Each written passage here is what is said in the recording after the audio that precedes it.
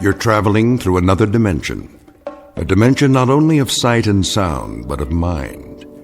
A journey into a wondrous land whose boundaries are those of imagination. Your next stop, the Twilight Zone.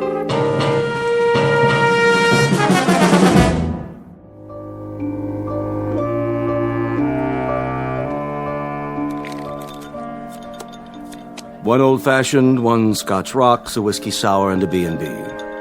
Which table? Number 3. Miller, Jackson, and Whitaker, right? That's right, the usual. Got it. Oh, and make the Scotch a double. For Mr. Jackson. You're learning.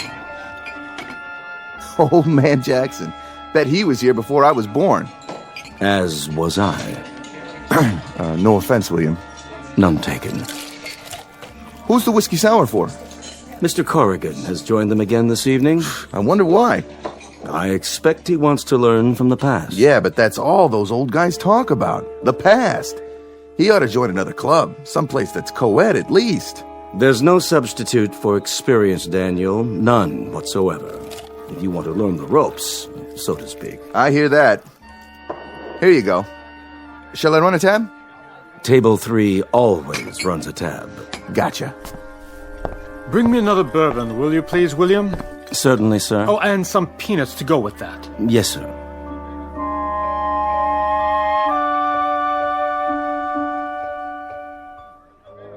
Well, that trumps me.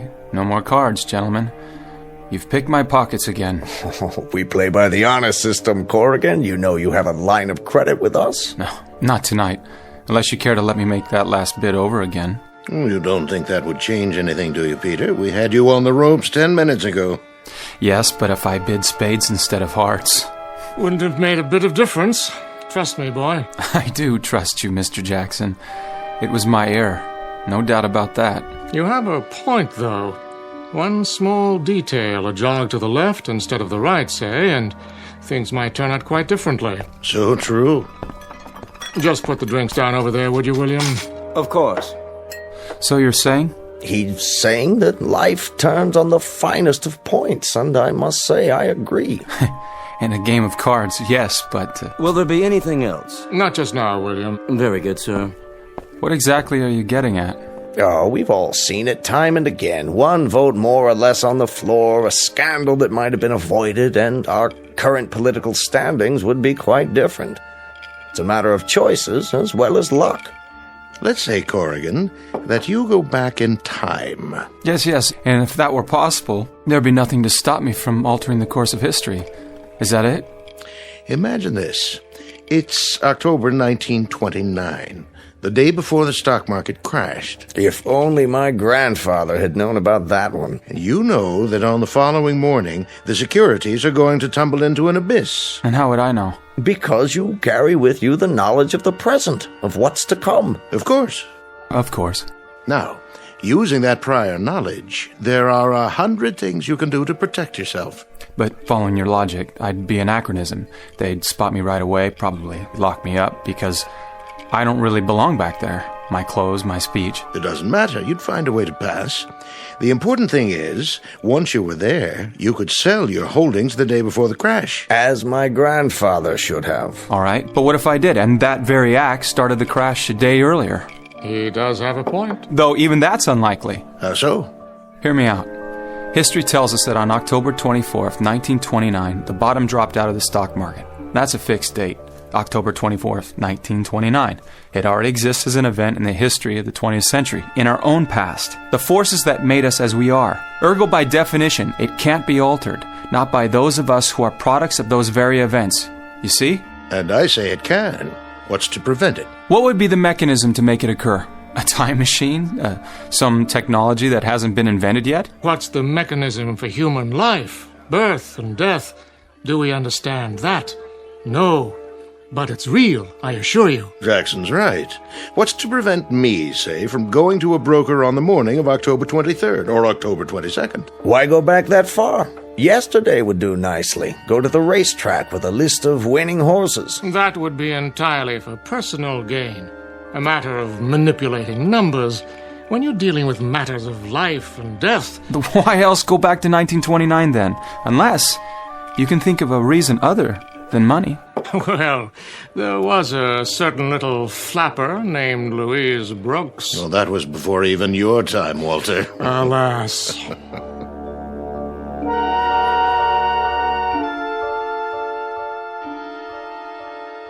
Witness a theoretical argument at the very private Potomac Club in Washington, D.C. The club was founded in 1858, but the argument is occurring in the present between four intelligent men. They're talking about an improbable thing, whether it's possible to go back in time. A friendly debate after a game of cards revolving around a simple issue. Could a human being actually change what has happened before? Interesting and theoretical, because who ever heard of a man going back in time? Until tonight, that is. Because the Potomac Club just happens to be situated not only in Washington, D.C., but somewhere near the edges of the Twilight Zone. And now, back to our story from the Twilight Zone. Back There, starring Jim Caviezel, with Stacy Keach as your narrator. There can be no such device according to science. Don't be so sure. The answer may lie within, rather than from a deus ex machina. Ever hear of black ops? I've heard of men in black. Same thing. There's secret funding going on right now, strictly off the books, you understand, to project the minds of CIA agents to other locations. Now, if they can do that, using only brainwaves... Who says they can do that? Gentlemen, we've strayed from the subject. The topic is the paradox of time travel. Oh, we don't even know if it exists. Care to place a friendly wager on that? Thousands of people disappear every year into thin air. Poof. Who can say where they go? Maybe they found another place to go. Someplace where they're needed. What? Someplace where their talents are useful. You all right, my boy? Yes. I just felt a bit dizzy there. Happens to me too. Not enough sleep. I say where they can make a genuine contribution. I fear that some of us were born too early, or too late. My feelings as well. A man named Charles Fort once said... What time's it getting to be? Coming up on 7 o'clock, I should think. What does your watch say? Closer to 8, actually. Gentlemen, I'm afraid I'll have to leave the subject of time travel to you and H.G. Wells. I'm much too tired to get any more metaphysical than that. And since nobody has ever gone back in time... Care to place a friendly wager? Then the whole blame thing is much too theoretical, as far as I'm concerned. See you over the weekend? If you don't get lost back there, Peter. Where? Why, in time, of course. I'll try not to. Good evening, everybody. Leaving, Mr. Corrigan? That's right, William. Good night. Oh, I'm desperately sorry, sir. I've spilled coffee on your sleeve. No harm, William. No harm at all. Oh, that was clumsy of me. I think I shall survive. I really do. Let me wipe your jacket. No need, honestly. I'll see you tomorrow. Did you have a coat with you, sir? No, I'm rushing the season a little tonight, William. I felt spring in the air. Came out like this. Well, April is spring, sir. It's getting there. What is the date? April 14th, Mr. Corrigan. April 14th already? And the year? I beg your pardon, sir. I'm just kidding, William. I know what year it is. Of course, sir. Well, good night, William. Take care of yourself. I'll do my best, sir. Taxi, mister? No, thanks. I think I'll just walk. Okay, Mac.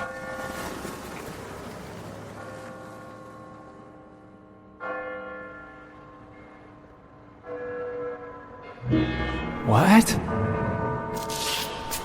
What is wrong with me? My head?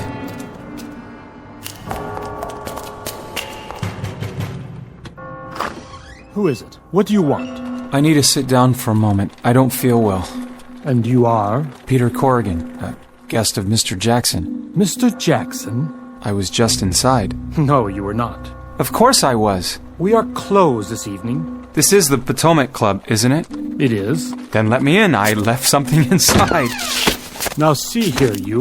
The club is closed. But I just left here a minute ago. The devil you did. Are you drunk, young man? Is that it? I am not drunk. I want to see Mr. Jackson. There is no Mr. Jackson here. Or Whitaker, or Millard, or William. Let me talk to William. Where is he? William who? I don't know his last name. William, what's the matter with you? Where did you come from? And what's the idea of those clothes you're wearing? As good as your clothes, sir.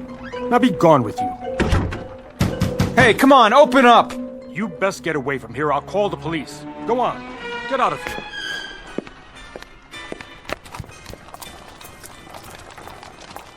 Carriage, sir. Carriage? Since when are there carriages in Washington? Why, since always, sir. May I take you somewhere? Get away from me. I'll go home. That's it. And sleep it off. I'll go home.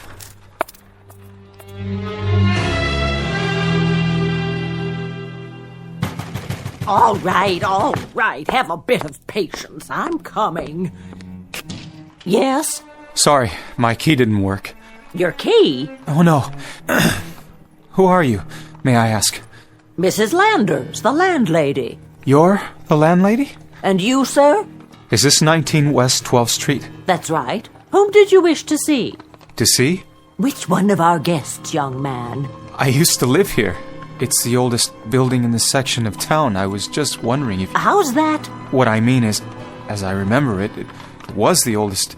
Well, now, really, I can't spend the whole evening standing here talking about silly things like which is the oldest building. If there's nothing else... Then, do you have a room? I have, for acceptable boarders. Do you come from around here? Yes. Yes, I do. Army veteran? Yes. As a matter of fact, I am. Well, come in. I'll show you what I have. Your coat. What? Your long coat and your hat. You may leave them by the door. Of course, I'm not used to it. Used to what? The hat. I don't wear a hat very often. May I inquire as to your business? I'm an engineer. Really? A professional man? Well, come upstairs and I'll show you the room. Not the one on the second floor by any chance at the end of the hall? Why, yes. How would you know that? Well, I've heard good reports about your establishment. I'm planning to repaint it soon. Oh, don't do that. I beg your pardon? Well, I mean, I'd like to see it in its original colors before it is remodeled.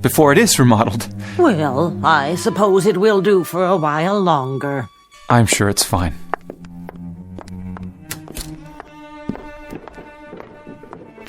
Off to the play? That's right, Mrs. Landers. Dinner at the Willard and then to the play if my husband finds a cab in time. Well, enjoy yourselves and applaud the president for me. We'll certainly do that. Good night, Mrs. Landers. Good night, my dear. Have a good time. This way, Mr. Corrigan. What did you say? What did I say? To whom? When? To the gentleman in uniform. What did you just say to him? Now what's the trouble? You just said something to him about the president. She told me to applaud him. Where might your sympathies lie? Yes, young man. Which army were you in? The Army of the Republic, of course. Then why make such an issue of applauding President Lincoln? That's his due, is it not? That and everything else. May the good Lord bless him. You're going to the play tonight? We hope to, if my husband stops dawdling. What theater? What play? Ford's Theater, of course. Ford's Theater. Ford's Theater. Are you all right? I mean, do you feel well, sir? What's the name of the play? I beg your pardon? The play, the one that you're going to see at Ford's Theater. What's the name of it? Why, it's called Our American Cousin. And it's April 14th, isn't it? April 14th, 1865. Our American Cousin. And Lincoln's going to be there. Indeed he is. Get out of my way. Really, sir? I'd call your actions most strange. Where are you going? I have to stop it.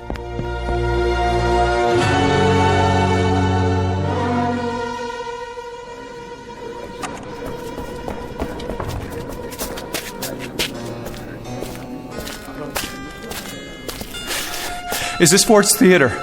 It is, and who might you be? It doesn't matter. You have to let me in. Are you the new understudy? No, I need to get a message to... Now, you just give me your message and I'll pass it along. You don't understand. This is a matter of life and death. I'm sure it is, but only the cast can get through this door. I'm sorry, I misspoke, you see. I am the new understudy. Name? Peter Corrigan, but you won't find it on the list. I'm a last-minute replacement. Sure. Now, why don't you just tell me your message, and I'll see to it then. Let me in before it's too late. You stay back. I have to get through. President Lincoln is going to be shot tonight. Oh, President Lincoln, is it? Be gone with you now before I call the police. You've got to warn him. Tell everybody or the president is going to die. You shut your lying mouth about the president. It's going to happen unless you tell the guards. There. That'll hold you. Now somebody call the police and get this lunatic out of here.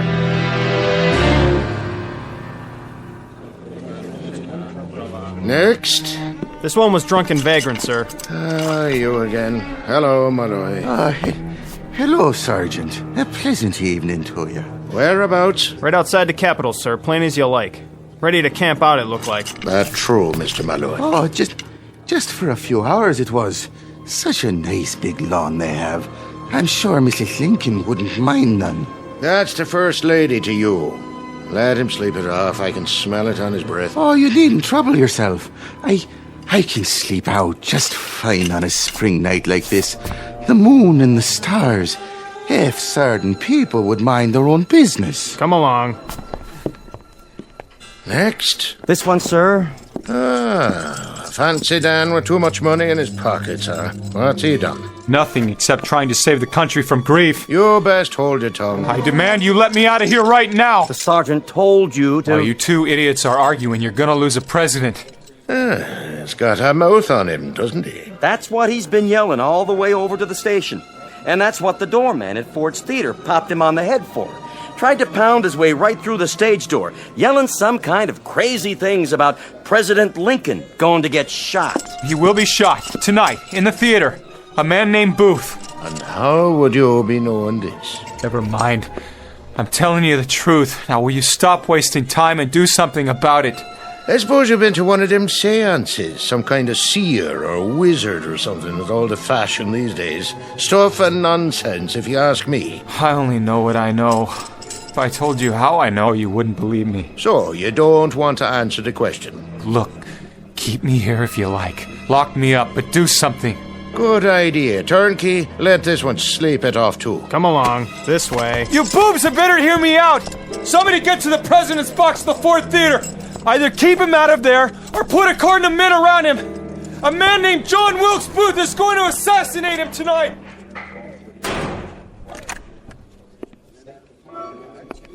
Evening, sir. Can I help you? My card. The name is Wellington, Sergeant. Jonathan Wellington. Well, what can I do for you, Mr. Wellington? That man you just had incarcerated, Mr. Corrigan, I believe he said his name was? Drunk, sir. That's probably what he is. Drunk or perhaps ill. I wonder if he could be remanded in my custody. He might well be a war veteran. If so, I'd hate to see him placed in jail. Well, that's real decent of you, Mr. Wellington. The least I could do for one of our own. A survivor of the Great Conflagration. You see, you want him remanded in your custody? Precisely. I'll be fully responsible. Fully? I think perhaps I might be able to help him. I myself am a veteran, you see. I know the torment that lives on in a man's soul after returning to civilian life. It is a horror, not easily laid to rest. All right, sir, if that's what you like. But I'd be careful of this one if I was you. There's a mighty bunch of crackpots running the streets these days, and many of them his-like. Many of them dangerous too, sir. I must accept that risk. Turnkey, have Corrigan brought back out here. This gentleman's going to look after him. It's real decent of you, sir. Real decent indeed. I'll be outside. Have him brought out to me, if you would. I will indeed, sir. Next? Begging your pardon, Sergeant. What is it? About that Corrigan, sir. What about him? Well, wouldn't it be wise, sir, if... If what? Well, he seems so positive, sir. So sure. About the president, I mean.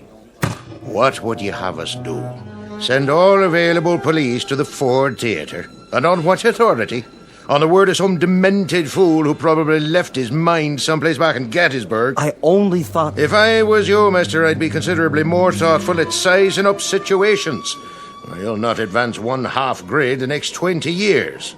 Now be good enough to stand aside and let me get on with my work. Sergeant, it wouldn't hurt. It wouldn't hurt if what? I was going to suggest, sir, that if perhaps we placed an extra guard in the box with the president... The president has all the guards he needs. He's got the whole federal army at his disposal, and if they're satisfied with the arrangements for his protection, then I am too, and so should you be. Next.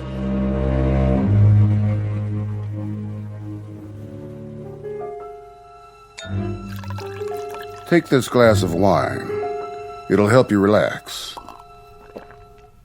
Thank you. Feel better? One question. Yes? Who are you? At the moment, I'm your benefactor, and apparently your only friend. Turkish cigarette? I don't smoke. Why did you take me out of the police station?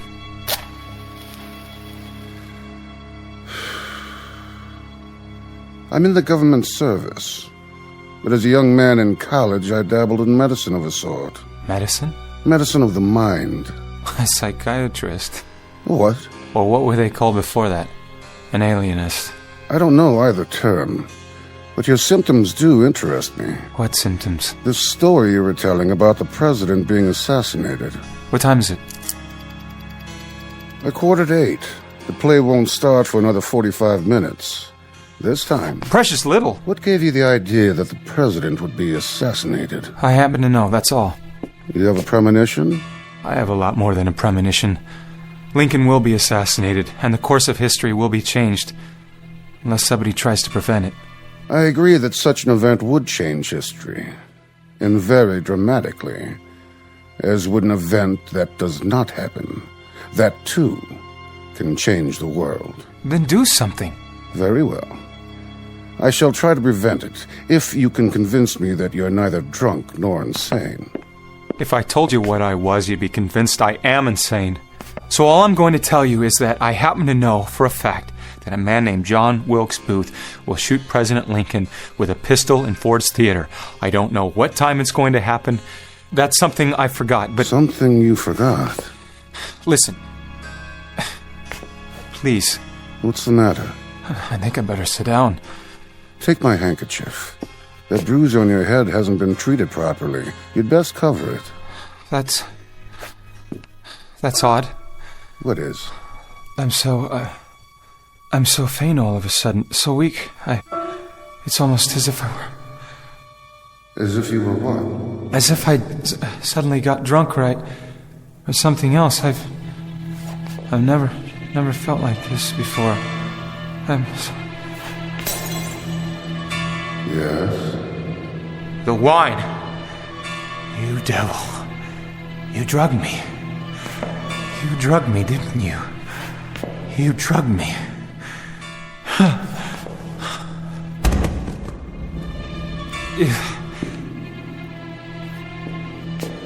I was forced to, my young friend. You're a very sick man, and a sick man doesn't belong in jail. He belongs in a comfortable accommodation where he can sleep and rest and regain his composure, his rationale. Rest, Mr. Corrigan. I'll be back soon. Please, you've got to believe me. Lincoln's going to be shot tonight. And that's extremely odd, because perhaps I'm beginning to believe you. Good night, Mr. Corrigan. Rest well. No! No!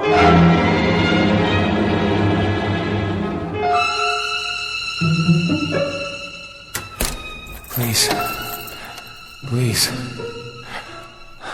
Let me out of this room. It's true.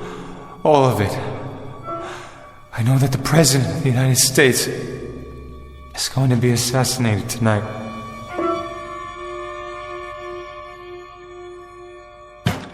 Stand aside. There's no need to break it down, officer. I have an extra key.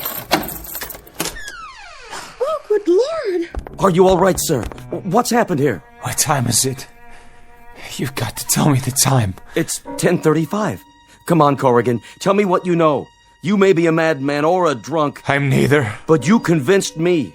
I've been everywhere from the mayor's office to the police commissioner's home, trying to get a special guard for the president. And do they agree? Not one.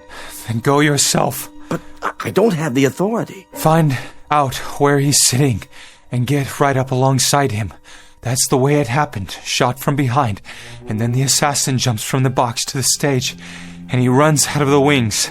You're telling me this as if it has already happened. It has happened. It happened 100 years ago, and I've come back here to see that it doesn't happen this time. Where's the man who brought me here? Where's Wellington? Wellington? There's no one here by that name. You're mistaken. Well, I'm the chambermaid, and if he lived here, I'd know about it. Tell me there's no one here by that name. He brought me in here. He lives in this room. Look, this is the handkerchief he gave me. Let me see that. No Wellington. I'm positive. I tell you, his name was... See for yourself. The initials on the handkerchief. JWB. That's right. Mr. John Wilkes Booth lives in this room, and that's what brought you here. Booth? He said his name was Wellington. That's why he drugged me. Drugged, sir? He gave me wine and drugged me. He didn't want me to stop him. He's the one who's going to do it. Surely not, sir. Not Mr. Booth. Listen, officer, you've got to get to that theater. You've got to stop him. John Wilkes Booth. He's going to kill Lincoln. Will you leave here at once and stop him? Will you, please? Wait, what's that outside? The president's been shot. President Lincoln's been assassinated. Lincoln is dying. Oh, saints, preserve us. Oh, dear God. You were right. You did know. Oh, my dear God. I tried to tell you! I tried to warn you! And one most important thing I've ever tried to do in my life. God, I failed. I failed. Why didn't anybody listen? Why? Why didn't anyone listen to me?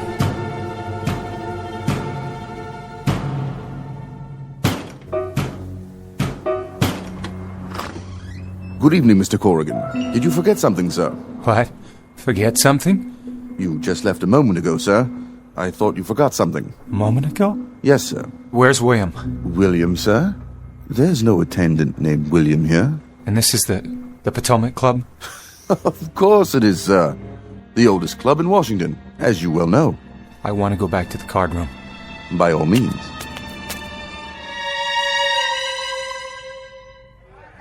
Well, invest in new technology all you like, but I stand by a traditional portfolio. Nonsense. The digital revolution has rendered the old methods obsolete. As am I, gentlemen, and yet I keep on ticking. Diversifying is the key. Muni bonds, long-term certificates, real estate holdings. Ah, back so soon, Pete. Couldn't stay away. Come on over and join this bull session. It has to do with the best ways of amassing a fortune. What are your tried and true methods? We were talking about time travel, about going back in time. Oh, that's old hat. We're on a new tack now. Money, and the best ways to acquire it. Listen, all of you. I want to tell you something. Of course, old man. Are you all right? Yeah, I'm all right. Then sit down and listen to a lot of palaver from some self-made swindlers. Who's the fourth man? Why, I think you know him. You most certainly do. Turn around so Corrigan here can see you. Hello, Peter. William? Is that you? William here has the best method of all. Oh, yes. My method for achieving security is by far the best, with an absolute minimum of risk. None at all, in fact. You simply inherit it. It comes to you in a beribboned box. William, those clothes, you look like... Yes? A rich man. A very rich man. Well, that's because I am, of course. But how?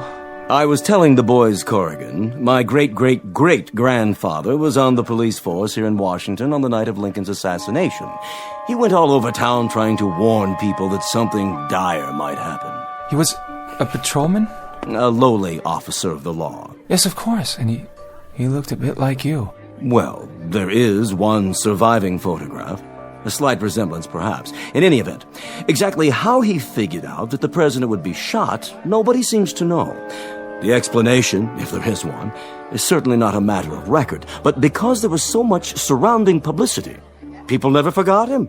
He became a police chief, then a councilman, did some wheeling and dealing in land, and became a millionaire. After that, well, the family fortune only grew. Now then, what do you say we get back to our bridge, gentlemen? Corrigan was going to tell us something. Well, what was it you wanted to say? William, you don't work here as an attendant? Fancy that. Not ever. And didn't you spill coffee on me? Spill it? Where? On my jacket. Here. But there's no spot on your jacket. You're right, there's not. Listen, old chum, I was a member of this club while you were still going to prep school. I'm certainly not a snob, but, well, sir, an attendant? I really must protest. Your cards, gentlemen. In the matter of time travel... Not a very fruitful subject. I just wanted to say that I've made a discovery. Some things can be changed, and others can't. The most important ones, the ones that alter the world too profoundly. It must be that such matters are in hands greater than ours, because otherwise the present couldn't exist. Not in any form that we might recognize or even be a part of. Just as you say, Pete. I bid one spade. Excuse me, gentlemen, I must get back home. Of course. Till next time. Take care, boy. I bid 2 hearts. Strange mood he's in tonight. Looks piquant, doesn't he? A bit. I wonder what's the matter with him. Gentlemen, I'm sure it has nothing to do with us. Now, let's get down to business. The bid?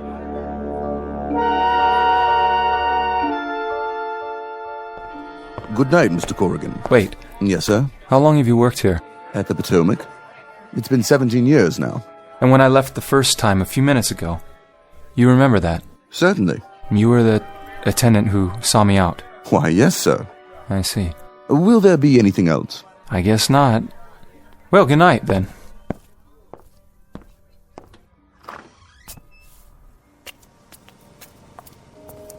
Need a cab, mister?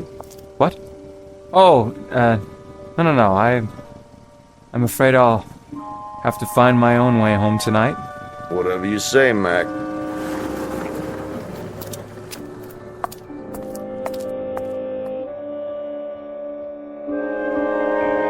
Mr. Peter Corrigan lately returned from a place known only as Back There, a journey into time with highly questionable results, proving on the one hand that the threads of history are woven tightly and that the skein of events cannot be undone, and on the other hand that there may be small fragments of the tapestry that can be altered, however unpredictable the final result.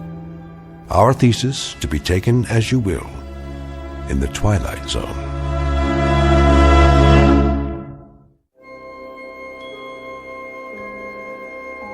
Hi, this is Carl Amari, producer of the Twilight Zone radio dramas. I'd like to take a moment to tell you about our official website at twilightzoneradio.com, where you'll get the latest news and information on these Twilight Zone radio dramas. Plus, at twilightzoneradio.com, you can digitally download 3 free episodes or any of our episodes for only $1.95 each. In this age of ever-changing technology, we've decided to make these episodes instantly available to you by making the Twilight Zone radio dramas a digital download-only series. This means that this series will no longer be offered on CD. The CD collections at our website are now being offered while supplies last at buy one, get one free. So be sure to get your favorites before they're sold out. Be sure to visit us often, and I'll see you in the zone.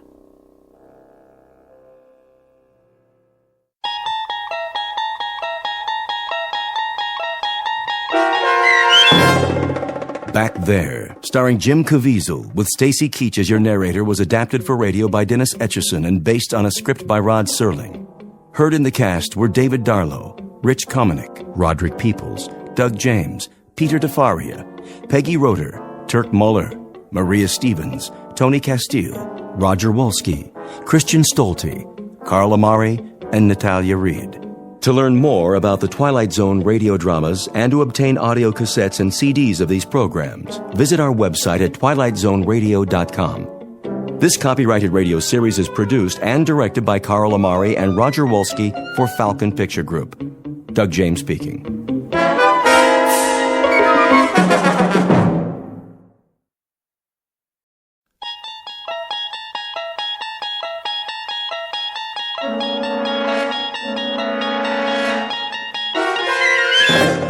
You unlock this door with the key of imagination. Beyond it is another dimension, a dimension of sound, a dimension of sight, a dimension of mind. You're moving into a land of both shadow and substance, of things and ideas.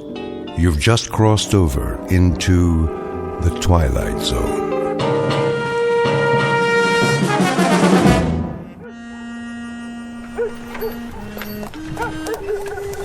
Oh there. Whoa.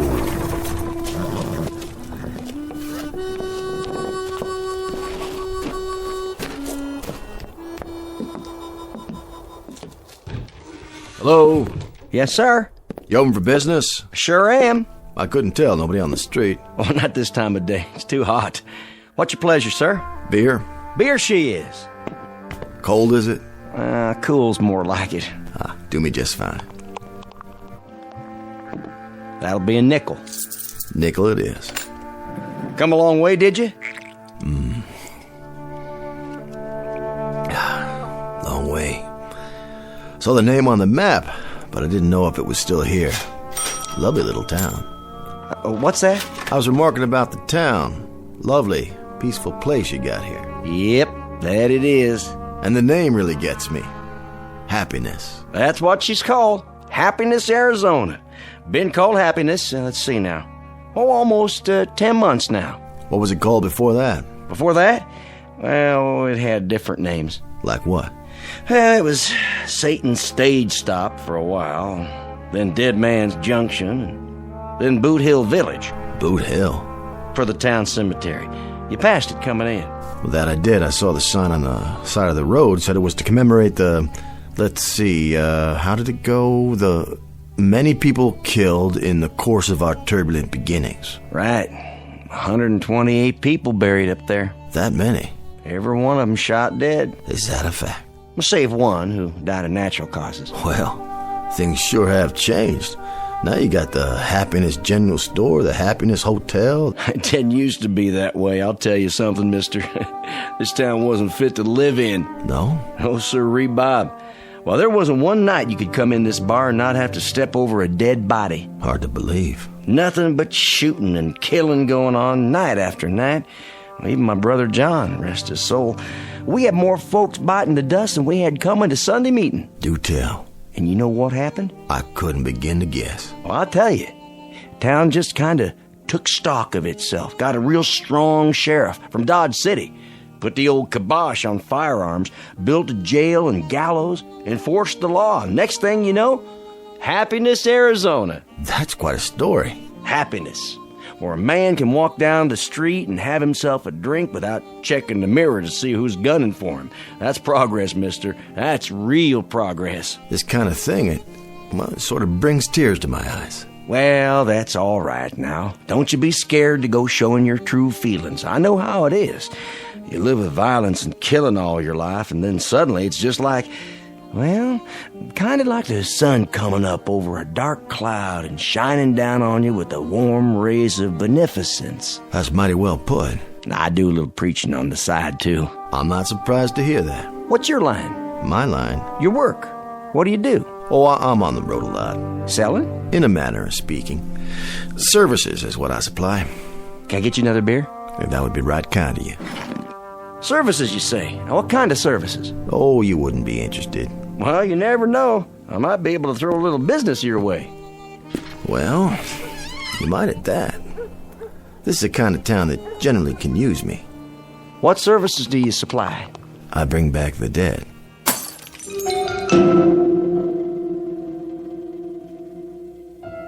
Introducing Mr. Jared Garrity, a gentleman of commerce, who in the latter half of the 19th century plied his trade in the wild and woolly hinterlands of the American West. He has just driven his wagon down the hot, dusty main street of a quiet, unadorned, and absolutely typical town in search of an opportunity to practice that trade. Mr. Garrity, if you can believe him, is a resurrector of the dead, which on the face of it certainly sounds like the bull is off the nickel. But to the scoffers amongst you, and all you ladies and gentlemen from Missouri, Don't laugh this one off entirely, at least until you've seen a sample of Mr. Garrity's wares and witnessed an example of his services. The place is Happiness, Arizona. The time, about 1890. And you have just entered a saloon where the bar whiskey is brewed, bottled, and delivered on special order, direct from the Twilight Zone. And now, The Twilight Zone and our story, Mr. Garrity and the Graves, starring Chris McDonald, with Stacy Keach as your narrator.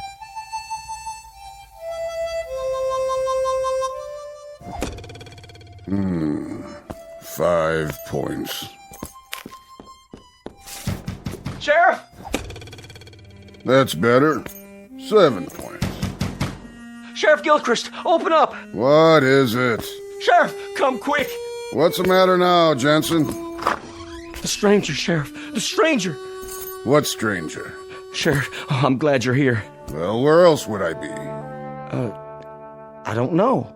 But I'm always the first man they look for. And the last they want to meet. Yep, that's true, all right. What are you doing? Practicing my knife throwing. What does it look like? Whose picture are you throwing at today? Same as always. My deputy. Ex-deputy. Chesley? But he done run off. Tell me about it. Oh, Sheriff, you gotta come quick. It's that stranger feller. All right. Just let me strap on my gun.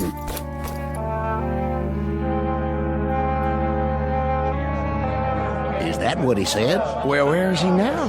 Don't know, just up and vanished, just like that. Is that what Jensen said? I don't like this one bit. Where's the bartender? I need another drink. He's coming with the sheriff. Here he is, everybody. Simmer down now. What's this about a stranger?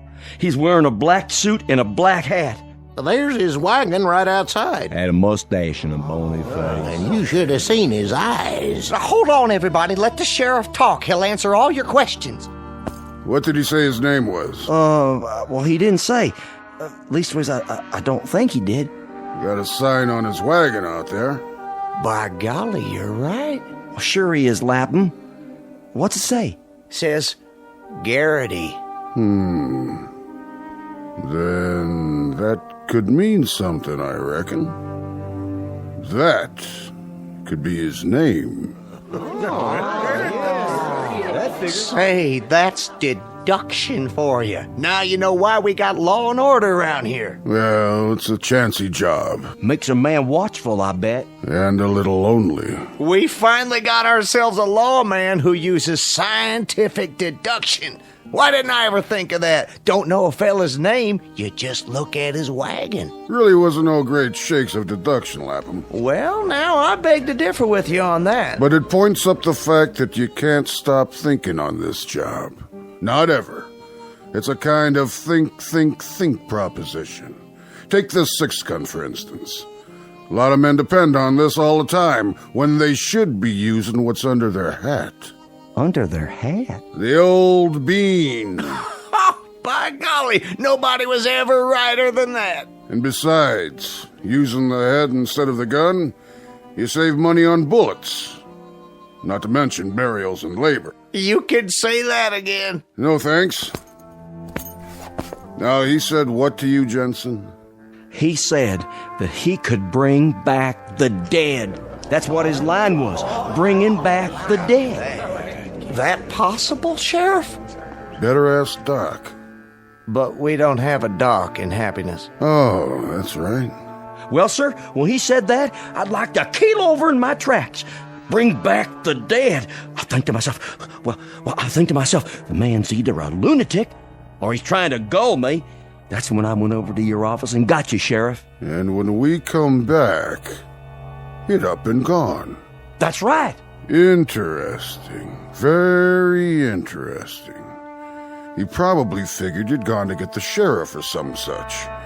And he decided right then and there to make tracks. Now that's reasonable. That's exactly what he done. He's obviously some kind of a con man, and the minute he seen Jensen here leave the saloon, he knew he was gonna go get the law. So he decided things was too hot for him, and he better hightail it out of town. That there is a real deduction, all right. Except, how come he left his wagon? Gooberman, You're embarrassing to have around. What kind of question is that? How come he left his wagon? I can't believe you asked that. How come he left his wagon? So, tell us, Sheriff, how come he did leave his wagon out front? The way I figure it, he probably didn't get out of town after all. The way I figure it, he probably checked into the hotel or someplace like that. What other place could he go, except in the hotel? Maybe Miss Tabby's. But Miss Tabby run off with the deputy. Thanks, Jensen, for twisting the knife. The hotel, exactly. That's what he done. Sheriff, you got a lifetime job here if I got anything to say about it. Give the sheriff a drink on me, will you, Jensen? Sure thing. Kind of you, Lapham. Real kind of you. Yeah, real kind. That's him, Sheriff. That's him. Barkeep. Yes, sir? You got another one of those nickel beers? Coming right up, sir. You're Garrity? That's my family name, yes. Can I ask you a question, Mr. Garrity? Of course, Sheriff. That your wagon out there? Yep. That's my wagon. Says Garrity on it. Uh-huh. How come? Like I said, that's my family name. He's right. Mr. Jensen here tells me that you bring back the dead. That what he said? No, that's what you might call a figure of speech, isn't it? What are you getting at, Sheriff? What I mean is, you don't actually bring back the dead, do you? On the contrary, that's exactly what I do. Bring 'em back. What did he say? Hit me with a shot of whiskey there, would you, Jensen? No problem. I don't suppose you'd care to tell us how you go about doing something like that? Well, no offense, Sheriff, but it's kind of a professional trade secret. Secret? I mean, like a magician. He doesn't tell you how he does his tricks. Well, I don't tell you how I bring back the dead. But I do, just the same. And you actually bring back the dead? I do indeed. Brought back healthy and hopping as the day they departed. And if that ain't a boon to mankind, somebody better tell me what is. Somebody better indeed. Fact is, gentlemen, I've heard of your town. 128 people in Boot Hill up there. I figured if a man's trying to sell cold drinks, he goes to the desert. And man's got buffalo skins and woolens, he goes to the cold north country. And if he brings back the dead, well, then go to a town where most of them are buried. And the name of that town is Happiness, Arizona, with the biggest cemetery west Chicago. All them departing this earth with unspeakable violence. All but one. Which one? That was my wife, Zelda. God rest her soul. A bustling, healthy, strapping woman of 247 pounds. Not unattractive, mind you. And then one morning, she's taken with a dyspepsia. And I'd lost her. And that there is why I drink. From a broken heart. How much loss can a man stand? Here, Gooberman, have one on the house.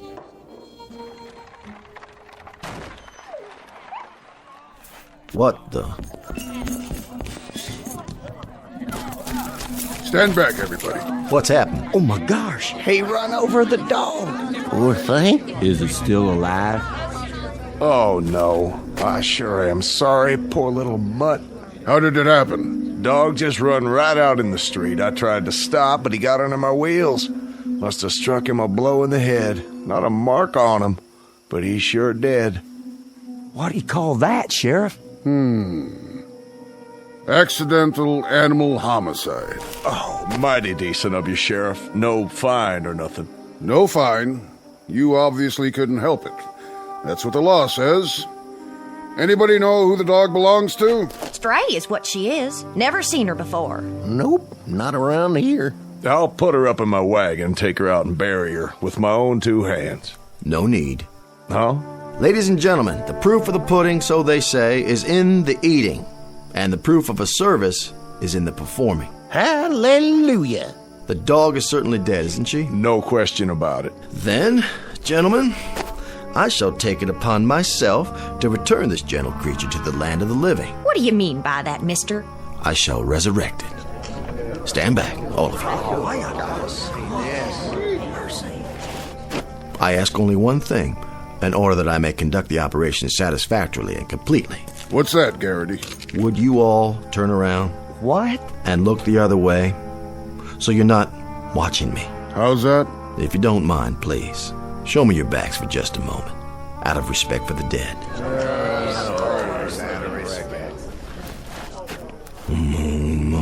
Umadon, ergest rage grand, wazu, intercoiter, metaluna, magic land of Alakazam. Eureka! Sit up, girl. Shake hands. Shake. That's a good dog. Chasing a bird, I'd say. Ladies and gentlemen, I rest my case. He done a miracle! That's what I'd call it, a miracle!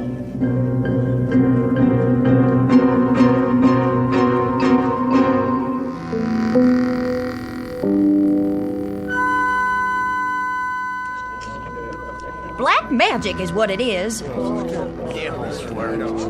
My dear friends, citizenry of Happiness, Arizona, it's with no small degree of pleasure that I stand here in this quaint, picturesque main street performing what I modestly claim as an accomplishment of some dimension. As you've all seen, I've just brought a dog back to life. It's not natural. Please, hear me out. It was not black magic, and it was not the devil's work. It is the application of scientific principles which I have picked up over the years. While traveling extensively in the Himalayan mountains for 7 years, I served as personal apprentice to the High Lama. But how? How'd you do it? Simply by utilizing certain cosmic forces. What are they? With a concurrent application of mystical electrolysis. Let's all have a drink on it. Fortunately, I've brought with me in my wagon here a supply of all the necessary herbs and spices to repeat the process. And what I have done for that dog, why, I can do the same for your loved ones. May their souls rest in peace. For the moment. You mean you can bring back my Zelda? And my former partner? And my late husband? How about my mother? And my old horse? I had a fiance. Came down with the chilblains. What if we don't know where they're buried? Peace, friends. This is a time for meditation, for communion with your most sacred beliefs. For tonight, at midnight, joy abundant will reign in Happiness, Arizona. The dead will be returned to you, all in one piece. Well, now have a cigar, mister, on me. Well, thank you. Now go to your homes and prepare for the ultimate happiness.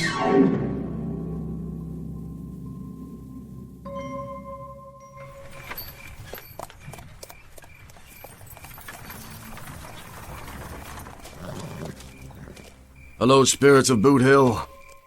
Are you there? I say, spirits.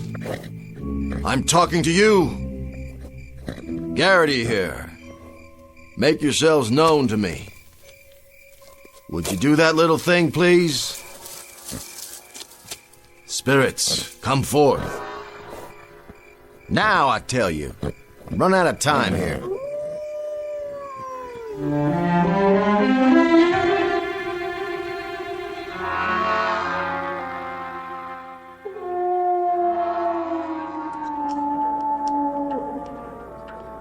$11:30. No sign of him. He's up at the cemetery. Still? 4 hours he's been up there now.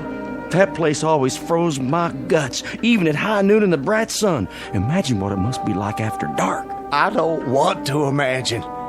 You know, one time when I was a kid... Please, Lapham. I had a pet goldfish. In Arizona territory? No, this is back in Springfield. Anyway, I had this goldfish, and my cat used to watch it swim around night and day. What was your cat's name? My pussycat? Her name was Tabby. Lapham. Anyway, one night, She knocked the fishbowl over trying to catch it, and I got so mad I chased her out of the house. Spare me! And wouldn't you know, that cat ran out and leaped in the pond. Now, it was the dead of winter, and there was ice on the water, and, well, to make a long story short, when I pulled her out, she was frozen solid. You could have thrown her through the air like a boomerang. What's a boomerang? Never mind. Let him get finished. So I carried her back in the house all stiff like that so I could bury her the next day. And you know something? In the middle of the night, that cat thawed out and came back to life. Started running around like she was possessed. I hid for my life. The sound she made just wasn't human. Of course not. It was a cat. Well, be that as it may, the cat was never the same. What finally happened to her? She ate some spoiled mackerel and expired for the second time. She didn't come back from that one, sad to say. Imagine. Can you just imagine? Imagine what, Gooberman? My own little Blossom. My own Zelda. The lonely days and lonely nights. And at midnight, she's coming back to me. Saints preserve us. Listen. What's that? Sounds like Mr. Garrity's finished his work. Evening, gentlemen. Evening, Garrity. Whiskey, please. Sure thing. Another. Yes, sir. How did it go up there? Go? On Boot Hill. The cosmic impulses are... Yes? Incredible tonight. Absolutely incredible. You mean you're finished? All finished. What's that clock say? 11:35. Good. They'll be filing down any time now. Takes them a while because they walk so slow. But they're ahead of schedule. They are? I wasn't 5 minutes into the ceremony when the earth started to heave. A mighty anxious crop of folks up there. Mighty anxious. It'd do your heart good to see them wiggling around under the sod. That right? Just like some happy colt raring to face life again. Did you happen to see my Zelda up there? Why, I might have. Oh, you couldn't have missed her. She's the biggest thing on the hill.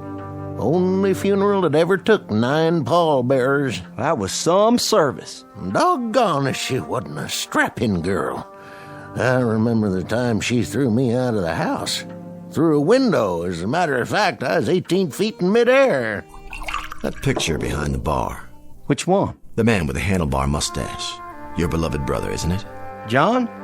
Sure is. How'd you know? Reminds me of someone I've seen quite recently. Shot by accident last March. There was a gunfight in here, and he got hit by a stray bullet. Tall man like you, with a kind of a limp. How'd you know? Your brother was the last man buried.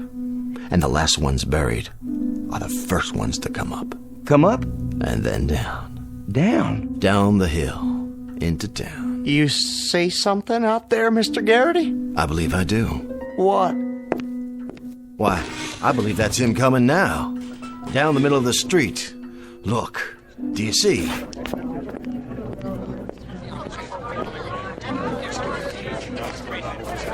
That's him. How can you tell? Look at how he's dragging his foot. Can't see his face. I was right, Mr. Jensen. You were? It's your beloved brother John. And a more decent and honorable citizen never pulled a cork out of a bottle, or so I'm told. He was a no-good thieving bum. He spent more time digging in the till and stealing whiskey than he did serving customers. Why, Mr. Jensen, you dishonor the man, and here he returns to you from the grave after that unfortunate accidental bullet fired by someone caught him between the shoulder blades. I'm here. I'm coming back to you. Hold on. Mr. Garrity. Yes? How much do you charge for bringing back the dead? Well, just room and board, Mr. Jensen. My major source of income is the pleasure I derive from bringing happiness to my fellow man. Well, then, how would you like to increase that source of income real quick? You'll have to speak a bit plainer, Mr. Jensen. How much would you take to put him back up on the hill?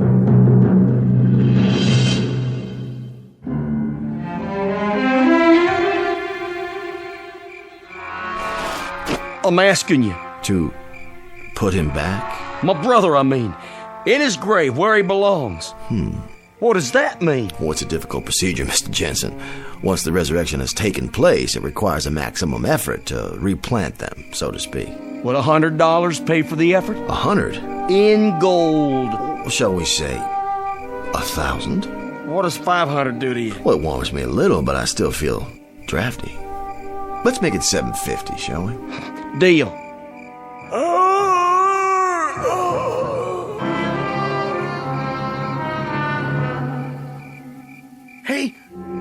He disappeared. Just plain old disappeared. He did. It's true. He's gone. Can't see him no more. They're right, Garrity. He vanished like a shadow on the street. Thank the good Lord. It was your brother, all right. I saw him with my own eyes. Tall man with a limp, just walking toward us as big as you please, and then he just plumb disappears. Yeah, that's right. Garrity did it. He's a miracle worker. Well, that's life. Let's go inside and have a drink.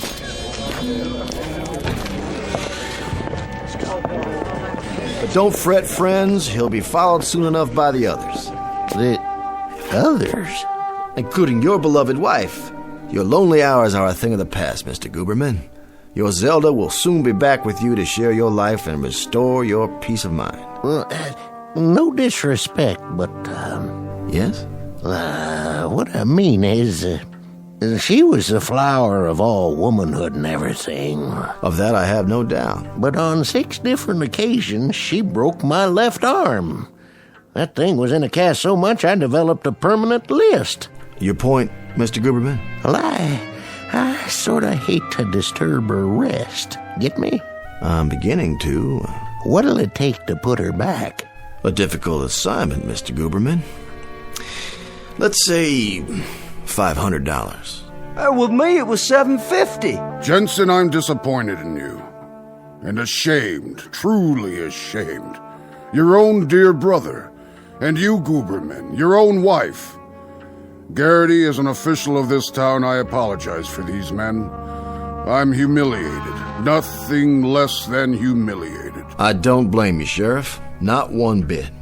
But you, I could perceive immediately that you are made of sterner stuff. Well, I suppose that's true. I didn't see you quake in your boots, just because Lightning Peterson will be one of the departed returning tonight. Lightning Peterson? You killed him yourself, didn't you, Sheriff? And he was supposed to be the fastest gun in the territory. Boulder Dash. I say Boulder Dash. Lightning Peterson, indeed. You killed him once, Sheriff, in an honest showdown, and if his internment hasn't taught him anything, you can do it again. Something, Sheriff? You're resurrecting that gunman, along with the rest? It's a mass operation. I see. I see. As a matter of fact, it provides a marvelous opportunity for you to dispel those ugly rumors I've heard. Rumors? That you actually shot Peterson in the back late at night, when he was alone and unarmed, while you had 6 deputies at your side. Hold on. Now, I know you faced up to him in broad daylight, a man of your character. But this'll give you a second chance to shoot him down if need be, face to face. Have a seat, Sheriff. You don't look so good. If you really want to know, Mr. Garrity, I don't think Peterson should be resurrected. I think he's, a menace to society. Fact is, Sheriff, judging by that clock on the wall, I'd say he's already on his way down. Personally, I wouldn't mind facing him again, but why go to all the trouble? Trouble? For a man of your skill? Would $500 put him back up there? Lightning Peterson? You do him an injustice, Sheriff. He was quite a lad with a gun, and mighty active at that. A $1,200 job minimum. Sold. Just bring me the bottle, Jensen. Mr. Garrity, are you in there? Ma'am? You happen to see a scrawny little man up there? Kinda gimlet-eyed? Name? Perkins. Ephraim Perkins. A relative? Ex-husband. And no tighter man ever squeezed a silver dollar. Thing of it is, I'm married again. And if the truth be known, I never did care much for Ephraim while he was living, and I don't properly see why I should have to go through it all again. Besides, what would I do with 2 husbands? I can appreciate your dilemma. $100? 5, madam, would be a bit closer to home. Poor fella, Uncle Jeb. Left me his farm. See, how much would it take to keep him there? Hold on now. One at a time. My father-in-law, big man, asked to be buried with a bullwhip. Just ain't no reason at all why he should come back. Now, I'll have to write these down. My husband, Charles. Mean cuss. Nobody liked him. Had to hire mourners from out of state. Order, please. I'll take your money one at a time. Can you make change? Well, let's see here. Who's next?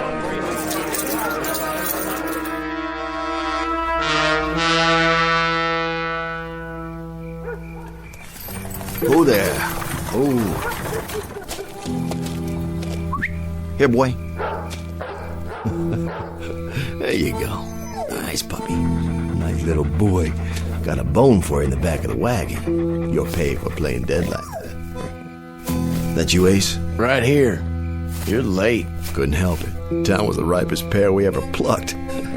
They couldn't open their money bags fast enough. What's the take? Whew, see for yourself. I haven't had time to count it. Will you look at that? Considerably more than you earn as an actor on the stage, my friend. Considerably more. Played the part well, though, didn't I? Beautifully. The handlebar mustache was a nice touch. That's why I brought my makeup kit. Never know what you'll need. I checked the itinerary. Our next stop is Tucson. We'll pitch camp and get a good night's sleep, and you go in there in the morning and get a line on the place. We'll see which one of the dear departed you can impersonate tomorrow night. Now climb in. Well, let's get a move on before that sheriff turns suspicious. I tell you, I'll be glad to get gone from this cemetery. Creepiest one yet. You don't believe in ghosts, do you, Ace? Well, I never did, but this one, there's so many tombstones everywhere. Man thinks he's hearing things after a while. Not this one. The folks up here on Boot Hill, they're buried deep enough. So long, friends. Real sorry I couldn't perform what I laid claim to. Rest in peace now, all of you. Come on, let's go. Come on.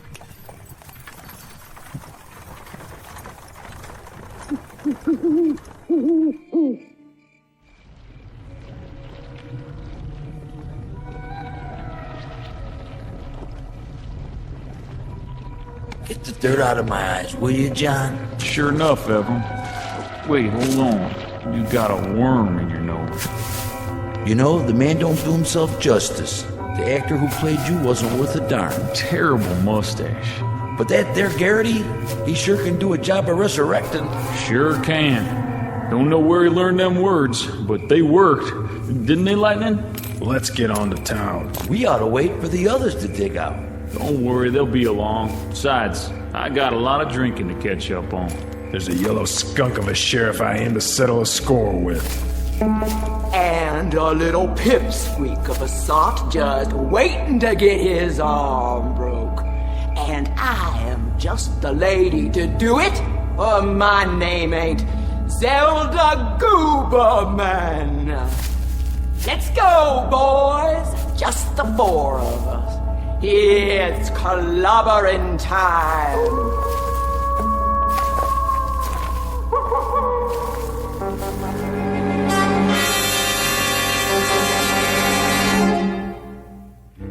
Exit Mr. Jared Garrity, a would-be charlatan, a make-believe con man, and a sad misjudger of his own rather considerable talents.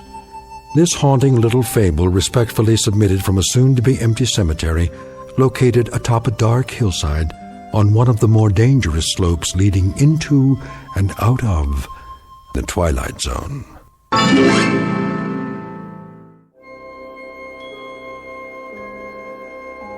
Hi, this is Carl Amari, producer of the Twilight Zone radio dramas. I'd like to take a moment to tell you about our official website at twilightzoneradio.com, where you'll get the latest news and information on these Twilight Zone radio dramas. Plus, at twilightzoneradio.com, you can digitally download 3 free episodes or any of our episodes for only $1.95 each. In this age of ever-changing technology, we've decided to make these episodes instantly available to you by making the Twilight Zone radio dramas a digital download-only series. This means that this series will no longer be offered on CD. The CD collections at our website are now being offered, while supplies last, at buy one, get one free. So be sure to get your favorites before they're sold out. Be sure to visit us often, and I'll see you in the zone.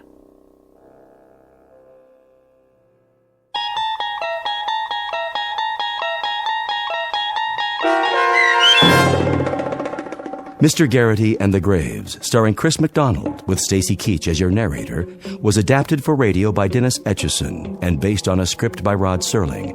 Heard in the cast were Rich Komanek, Doug James, Christian Stolte, Roderick Peoples, Linda Reiter, Michelle Graff, Vince Amari, Roger Walski, and Carl Amari. To learn more about the Twilight Zone radio dramas and to obtain audio cassettes and CDs of these programs, visit our website at twilightzoneradio.com. This copyrighted radio series is produced and directed by Carl Amari and Roger Wolski for Falcon Picture Group. Doug James speaking.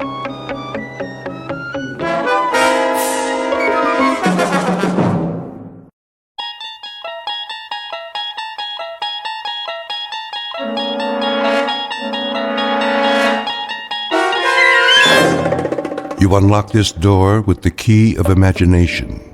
Beyond it is another dimension, a dimension of sound, a dimension of sight, a dimension of mind.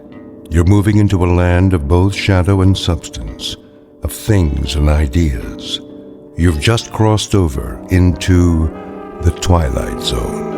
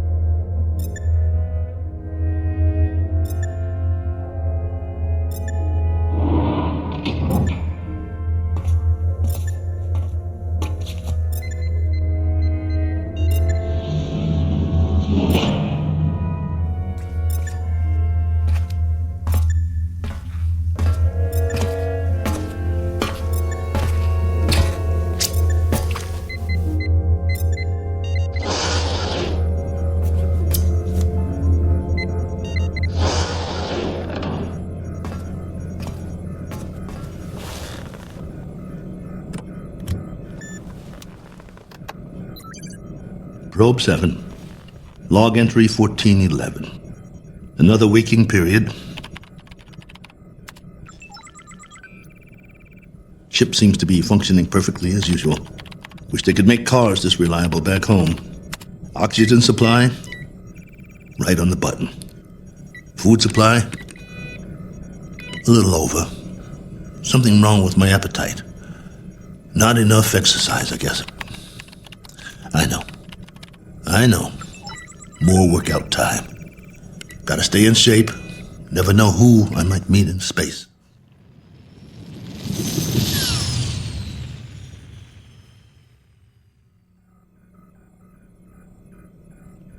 Coordinates on autopilot. Propulsion system humming like a top. Pressure flow, output, all right on the money. Oh, come on, guys. You don't need a pilot up here. Could have sent an unmanned probe. All I am is extra weight. Think how much farther this crate could go without me. Of course, you wouldn't have my brilliant observations. Boredom followed by prolonged disinterest, with periods of great loneliness. Must be fascinating. Here's an observation. All these blinking lights in the cockpit. They remind me of stars, or candles, or cigarette lighters. That's it. You remember cigarettes? Did you know at concerts people had these little lighters, and sometimes they'd hold them up and it looked like a sea of stars out there in the dark? I want to write a book, not this diary. Doesn't have enough plot. Just me remembering. That's who I am, boys. He who remembers. Oh, well. Better send you the numbers. Here goes the download. Transmitting now. Till next time, this is Colonel A.L. Cook. Over and out.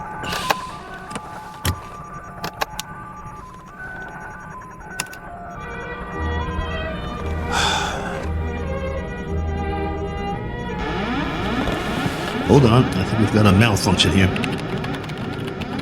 Some kind of overload. Yep, there's a power drain. Initiating diagnostics.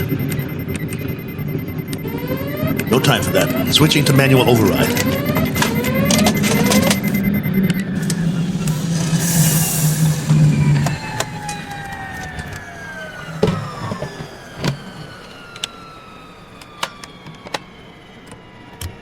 Base, this is Probe 7. Probe 7, calling base. Come in. I've just lost a rocket tube. Can't handle this baby. Controls won't respond. Losing power fast. Have to set down on the nearest planet.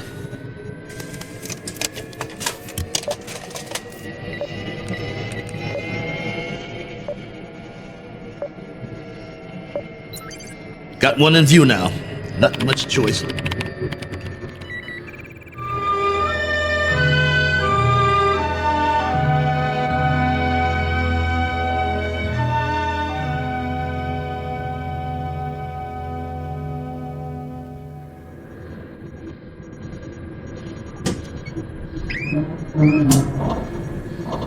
Entering atmosphere.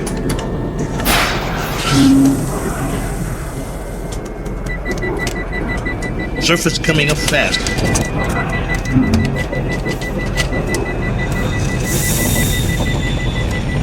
Can't slow down. No retro rockets.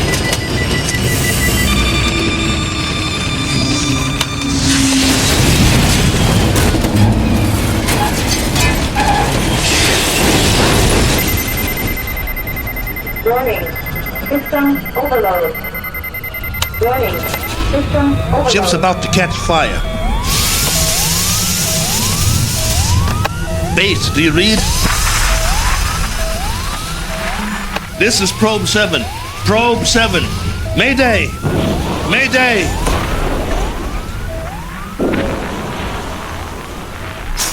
Mayday! Mayday!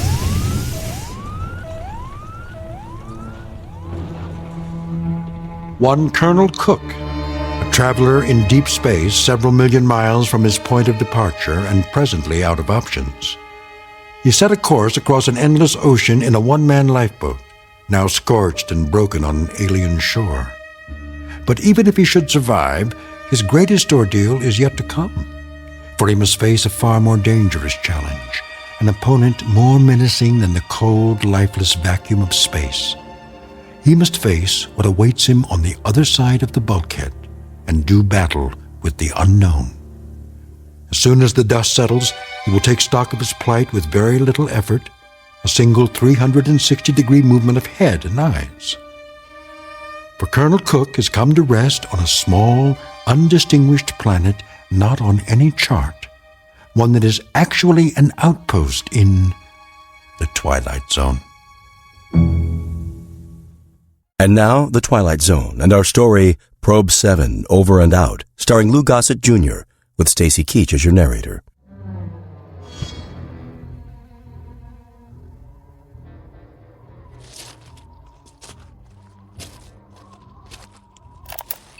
Log entry 1412. I'm alive. That's all I know for sure. The ship is wrecked pretty badly. It might be possible to realign the main drive, but not without help. So far, I'm holding up. One badly bruised head and a broken right arm for which I made a sling. A few more painkillers in the first aid kit, but after that, I'm on my own. The planet has an atmosphere, so I don't need the pressure suit. That's another stroke of luck, if you can call it that. The terrain is desolate. Sand, rocks, some low-grade plant life. That means there's water. The question is, how much and where? The ship has cooled down now, what's left of it. Main instrument panel is intact, so I'll try to contact the base directly, if there's enough power. More later. Cook, signing off.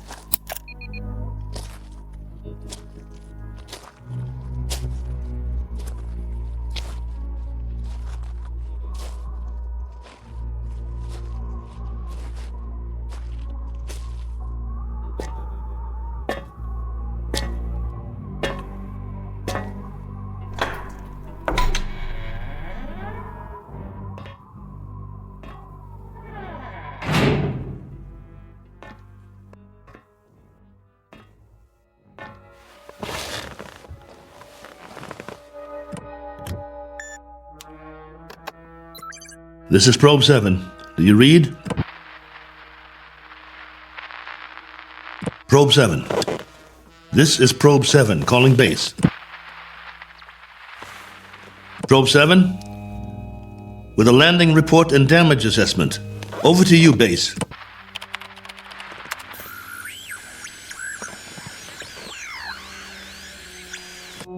This is Probe 7. Come on, base. I'm waiting.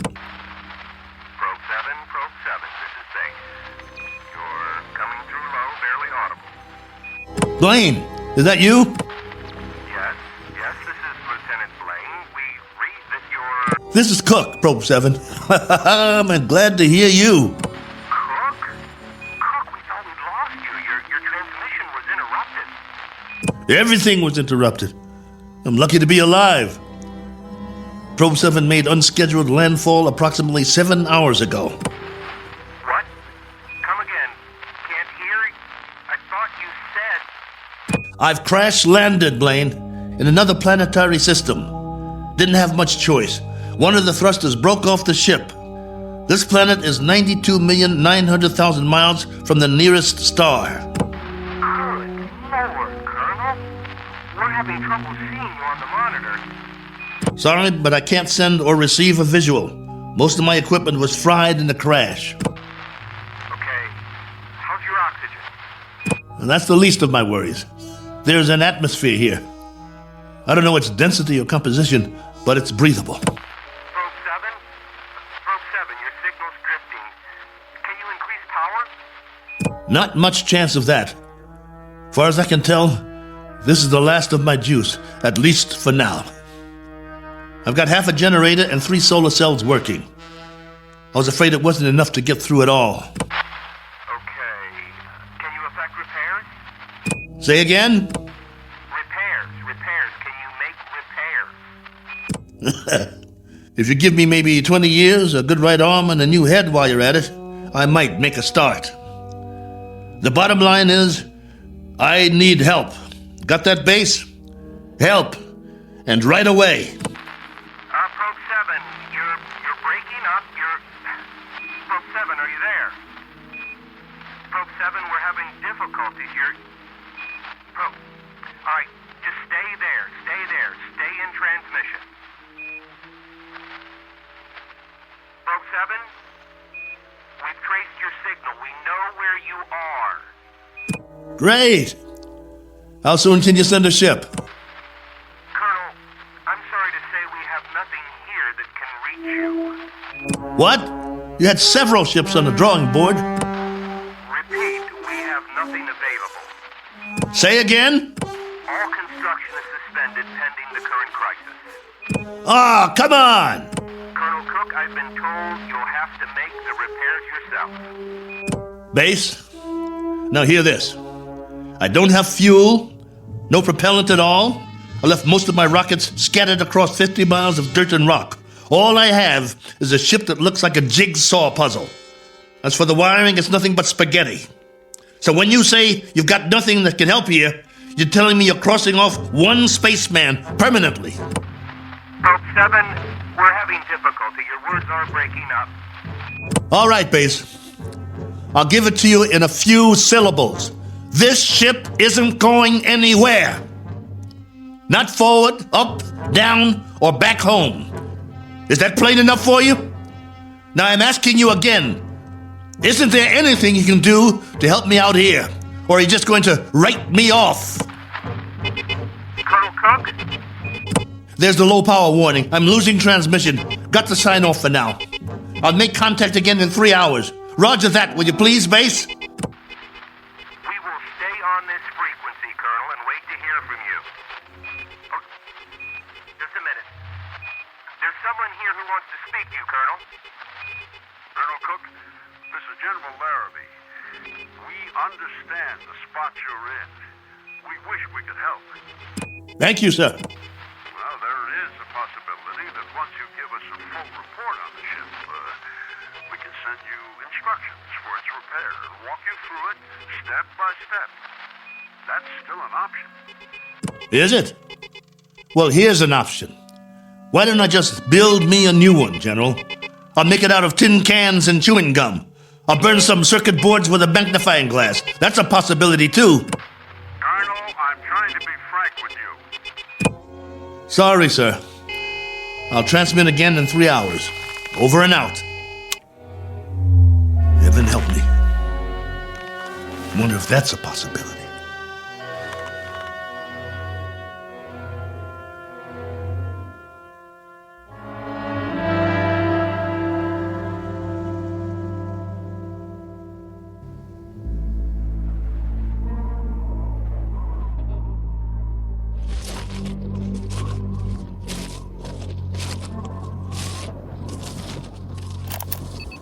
Log entry 1413. I'm standing on a hillside a few meters from the ship. You hear that? I think there's going to be a change in the weather. Back home we'd call it a sandstorm.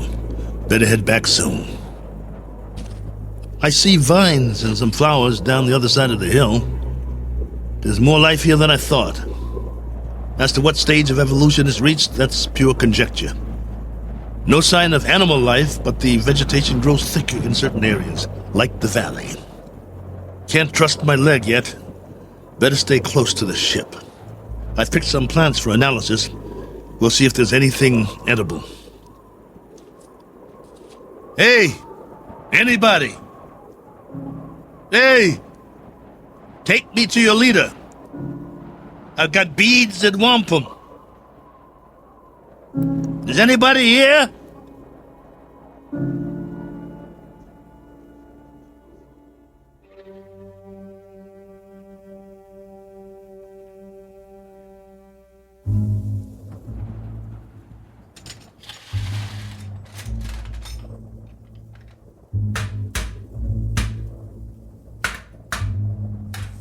There.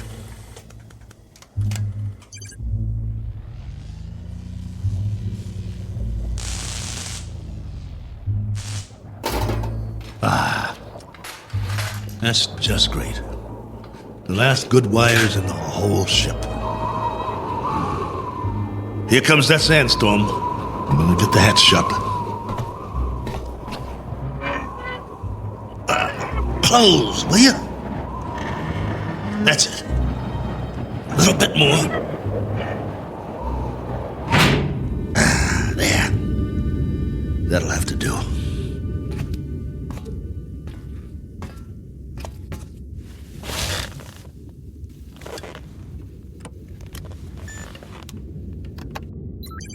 This is Probe 7, calling base. Probe 7, calling base. Over to you. If you read. We read you. We read you very well, Colonel. Ah, you've got the video going. For now, General, I've wired all the solar cells in the series. At the moment, I'm running off the storage batteries, though. It's almost night here. My situation? Yes. Any change, Colonel? Done what I can, but I'd have to call it unchanged. The power level's higher as long as I charge up during the day, but I don't know how long that will last. At least, I've got you on the screen. Got to see another face, both of you. You should be used to solitude. You've been in space a long time. Yeah, I should, but that was different somehow.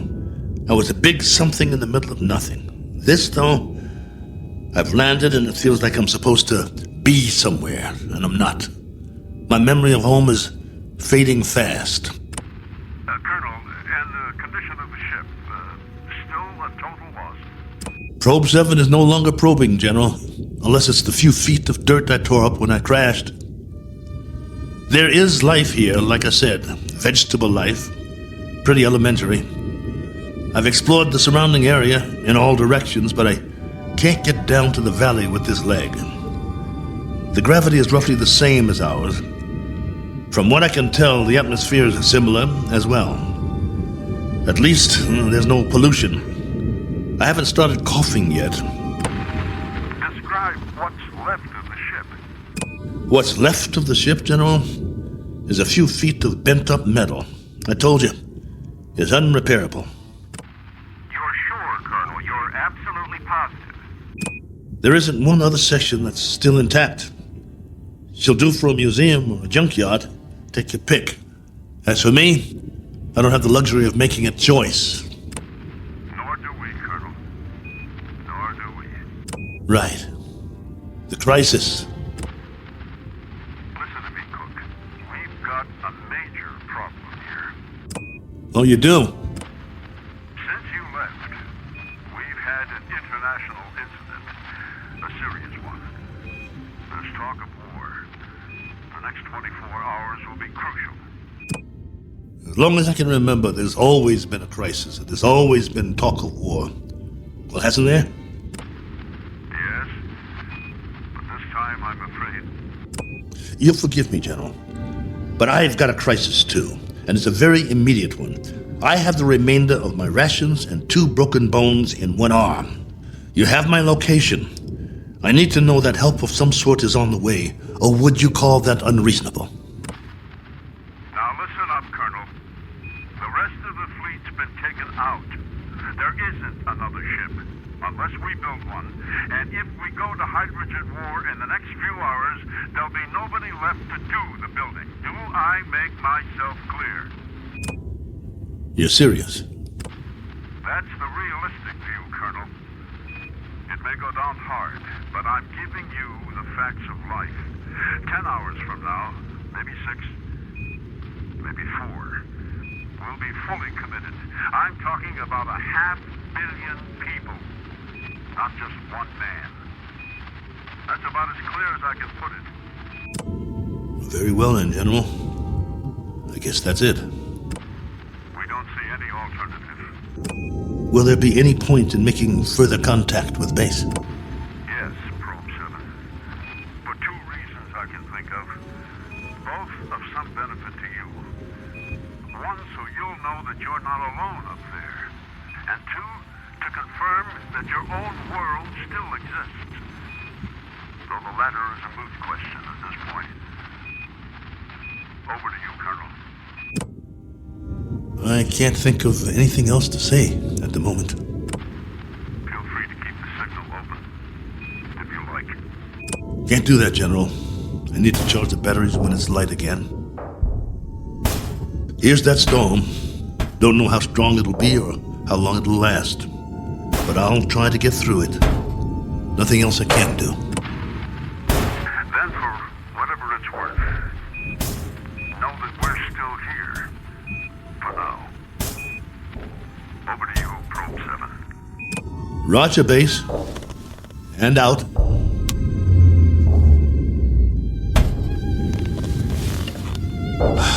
It's going to be a long night.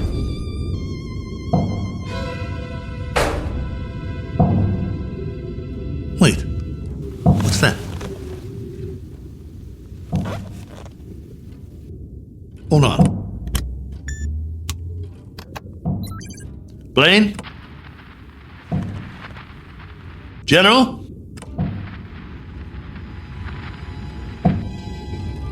I wish you could hear this. There's something outside, I swear. Something or someone.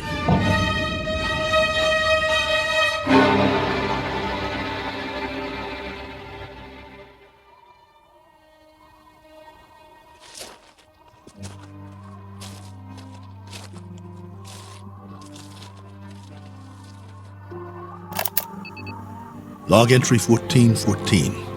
Just in case anybody ever hears this, I didn't get much sleep last night. I was waiting for the wind to die down.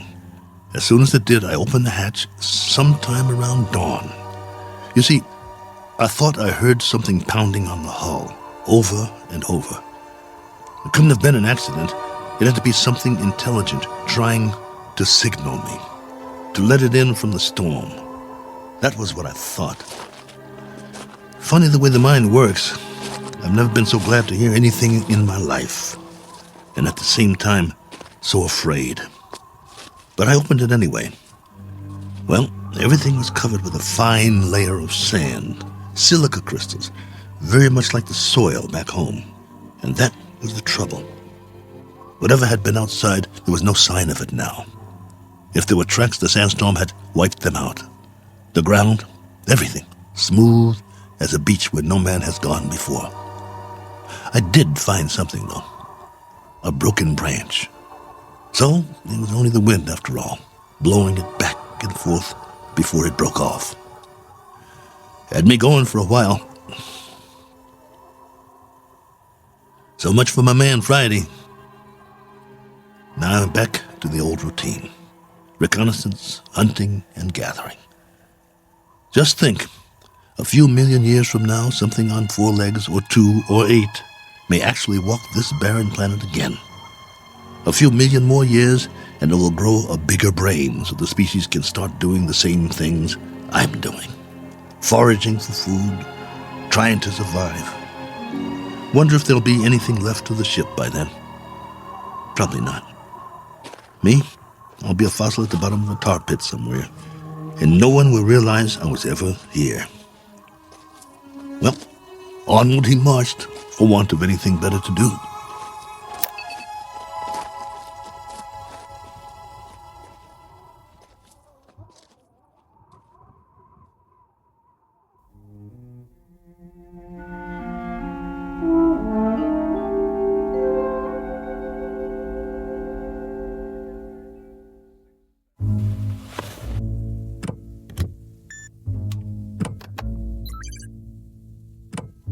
Blaine? General Larrabee? Are you still there? Here, Colonel. Go ahead. Well, you look like you haven't slept. Not much. And you? Not really. Up at dawn to do some hiking, north, east, south, and west. I had been hoping. Yes? Just a crazy dream I had. No sign of anything? It's a primitive planet. I'm very much alone here, after all. Oh, not completely. I've got a wind that sings sad songs and some scrawny plants that check me out every now and then as I walk by.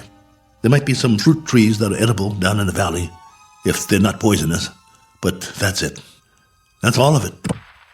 I'm truly sorry. There used to be an old saying, if life gives you lemons, make lemonade. The only thing wrong is I can't even find the lemons. But don't worry, I'll keep trying. Not that this will provide any vast solace to you, but at 9 o'clock this morning, Colonel, we went to war. And? The whole eastern seaboard went up. You mean all of it? The cities, everything. It took 12 minutes. Exactly 12 minutes. I suppose we retaliated? Oh, indeed. With great alacrity and effectiveness. And we still are. With everything we've got. It was our old enemy? That's right, if it matters now. And the result of all this? Our world is doing a little wholesale dying at the moment. And and there's nothing to do but watch it happen. What about the base? Are you safe? For the time being, our location's classified. Only you and a few others know where we are. The signal's encrypted. That's good then. Trouble is, we can't stay here much longer. There have been bombs as close as 400 miles from us, falling through the night. It's now a question, Colonel, of the manner of death. Very fast or very slow. It's that kind of consideration, not one we thought would ever be a reality. General. You know, it's really quite a pity that we didn't send others with you. What you think of as a prison might have proved to be a haven of sorts for the survival of the species. Don't have any illusions about it, General. What you think of as a haven is only a very sizable dungeon. A good-sized dungeon with a breathable air. But that's what it is, and there's no way out. I don't much care for solitary confinement, and neither would you. Unfortunately, both of us have very little choice in the matter. General, this is urgent. Give it to me. What is it, General? What's happening there? In a moment, Blaine. But, General, I said in a moment. Cook, I just received an official communication. We're going to have to move out of here. Now, I don't know whether we'll be able to transmit again or not. If we are able to, I'll do my best to make contact. You have my word. Thank you. Try if you can. It means a lot to hear a real, live voice. I wish we could do more. Silence or cries. That's the story from our world. Silence or cries. God bless you. And good luck. Over and out. Probe 7. Yeah. Over and out. Not with a bang, but a whimper. Hell of an ending. To all my friends back home, take good care. Looks like I won't be seeing you again. Not in this life.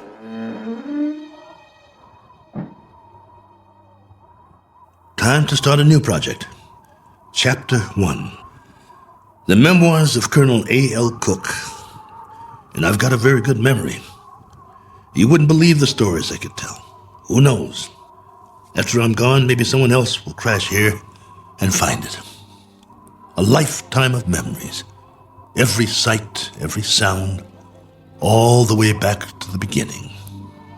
The kids I knew, the girls I dated, my friends, mom and dad, the first job, all of it. Every detail recorded for posterity. Has anyone ever done that before? Maybe people who keep diaries their whole lives, except that no one ever got it all down. Didn't have the time. But I do. All the time in the world.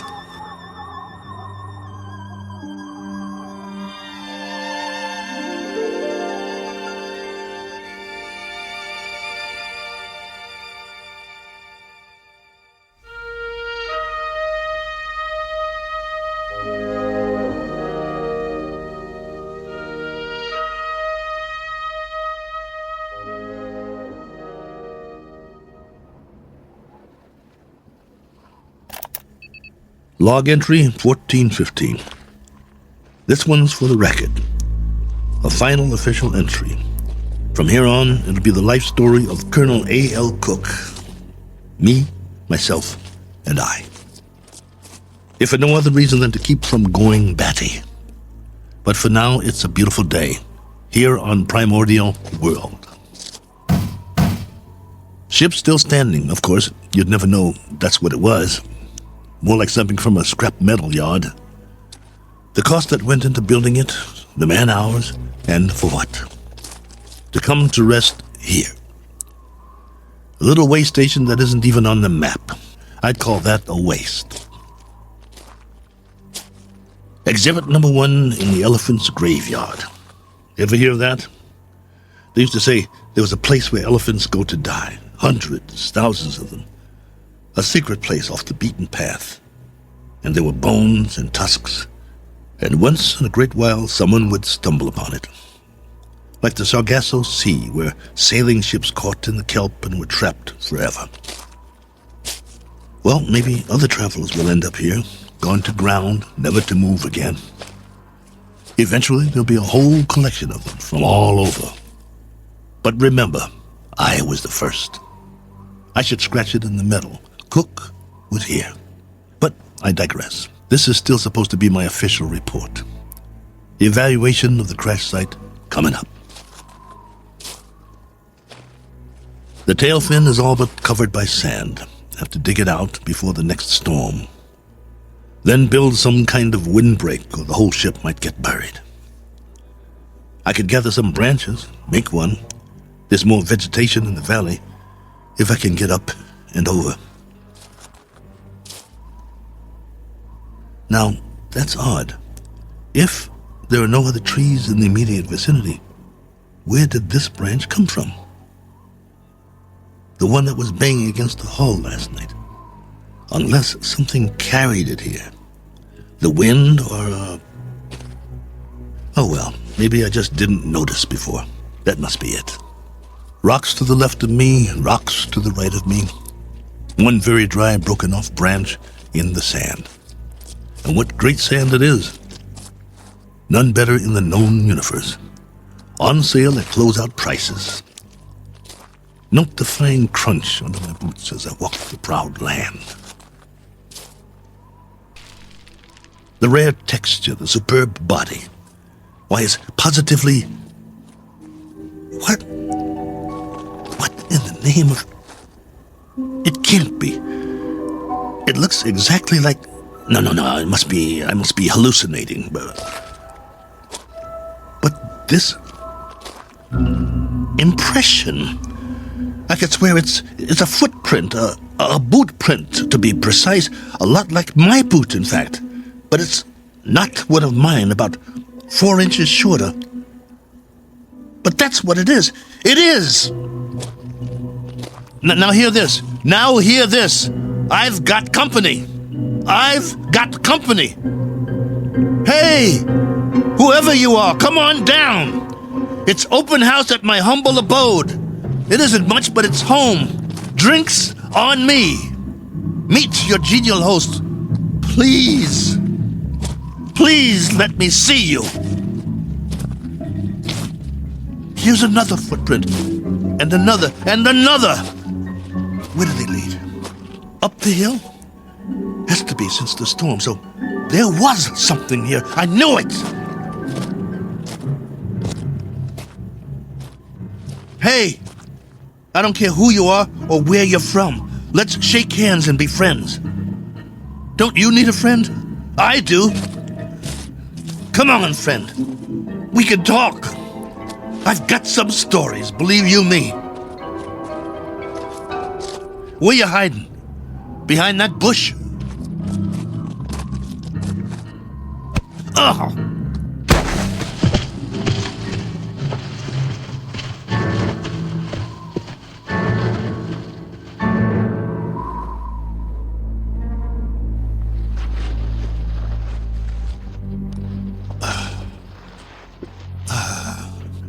Blood on my head. Something hit me. Why'd you do that? Probe 7, come in. Got to get inside.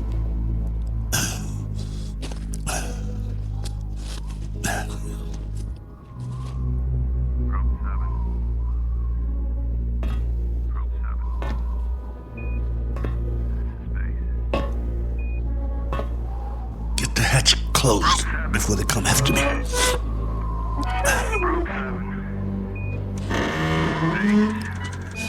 Can't let them get in. This is Base.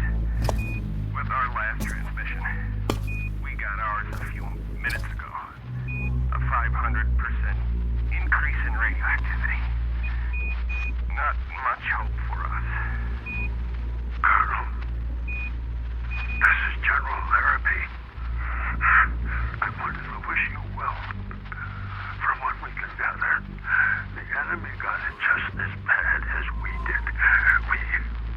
them out. And they wiped us out.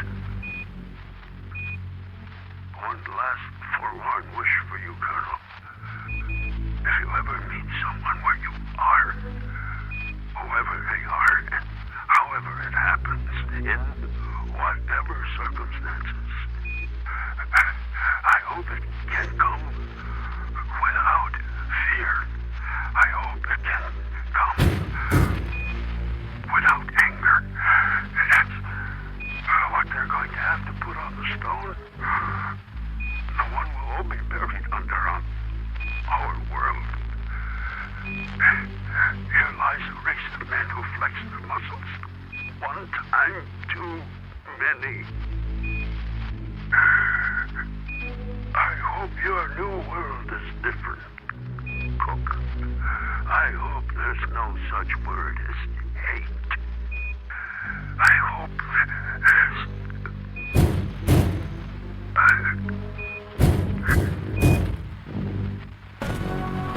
All right. All right. I'm ready for you. You want in? Maybe I'll let you, and maybe I won't. It's up to you. You can be friendly, or you can be dead.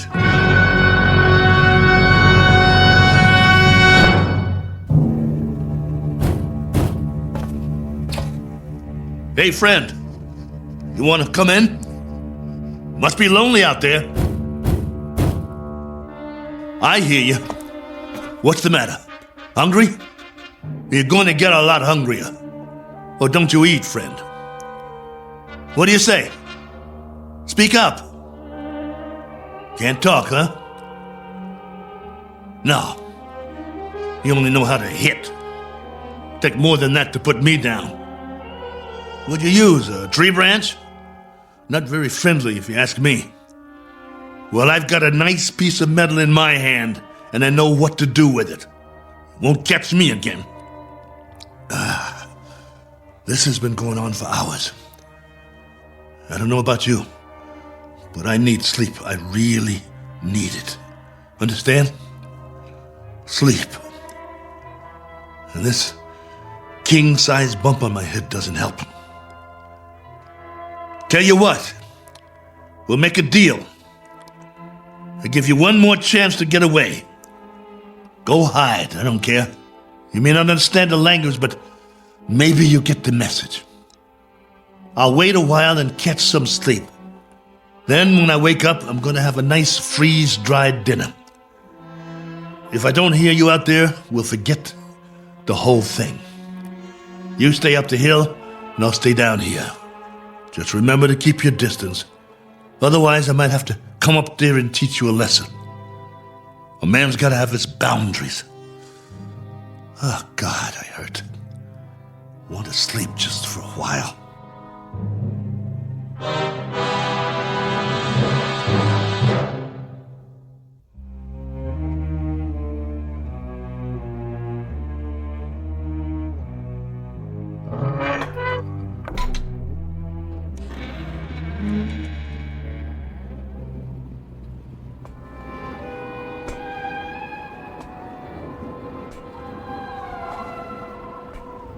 Hey, friend. Gotcha. Stay down. Pretty weak, aren't you? Let's see who you really are. いとこ見えなマンダ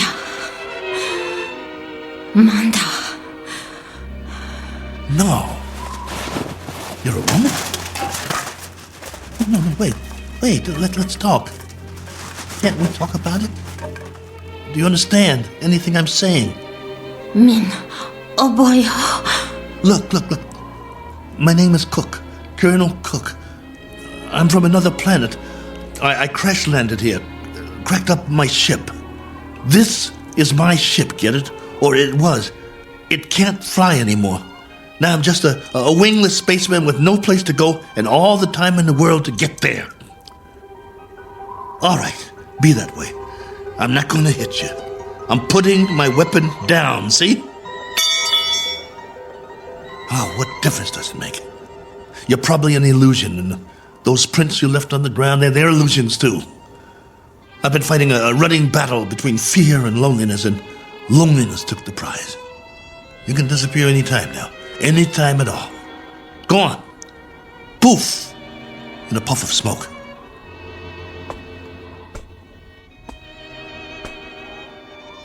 No, wait, please. Are you real? This knot on my head certainly is.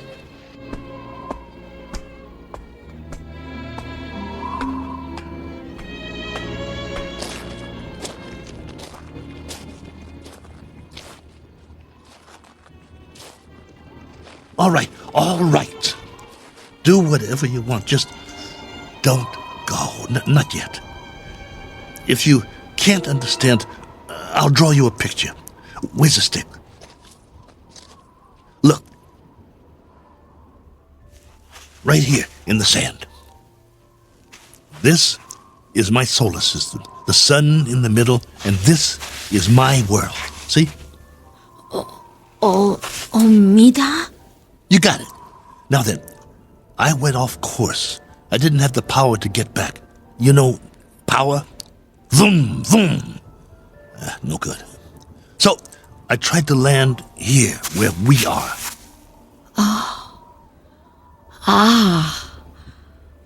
Omida Karum. Go ahead, you draw. Karum Mistum. Oh, that's your solar system and your world. You came from there. Let me see now. It went out of orbit. Is that it? Your planet left its orbit and moved away from the sun. And the line, that's where you went and where your world went, right? I'm sorry. What about now? Where's your planet now? I understand.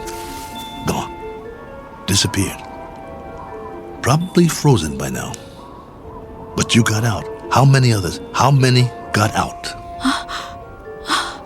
You got away. Any others? Min. One finger. That's a hard count, my dear. A very hard count. And you've been here a while, haven't you? Look at your suit. Your galaxy might be light years away. It would have taken years to reach here. Where's your ship?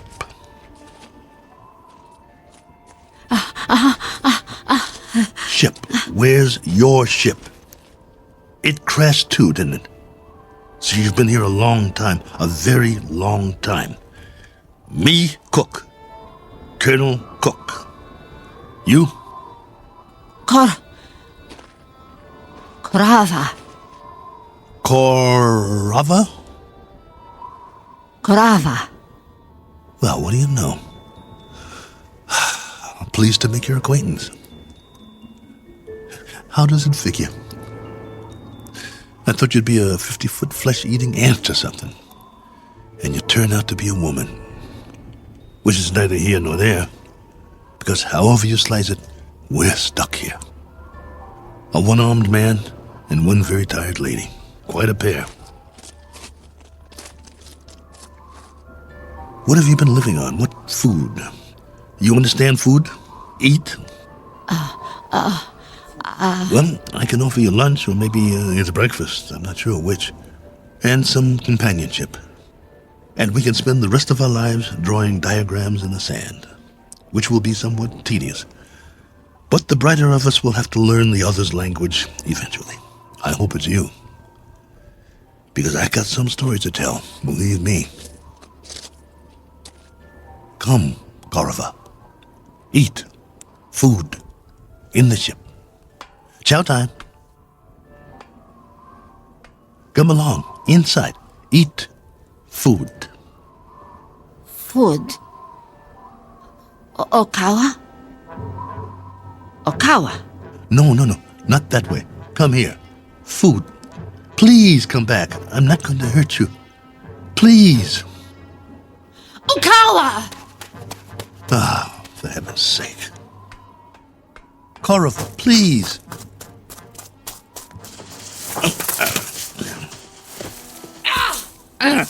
You scratched me. What did you do that for? That's all you know how to do, isn't it? Draw blood. Well, go ahead. Get away from me. It's not just language, is it? It's our animal nature, the way we instinctively respond to one another. In that case, there's not much hope. Go on. Go. If that's the way you want it, go.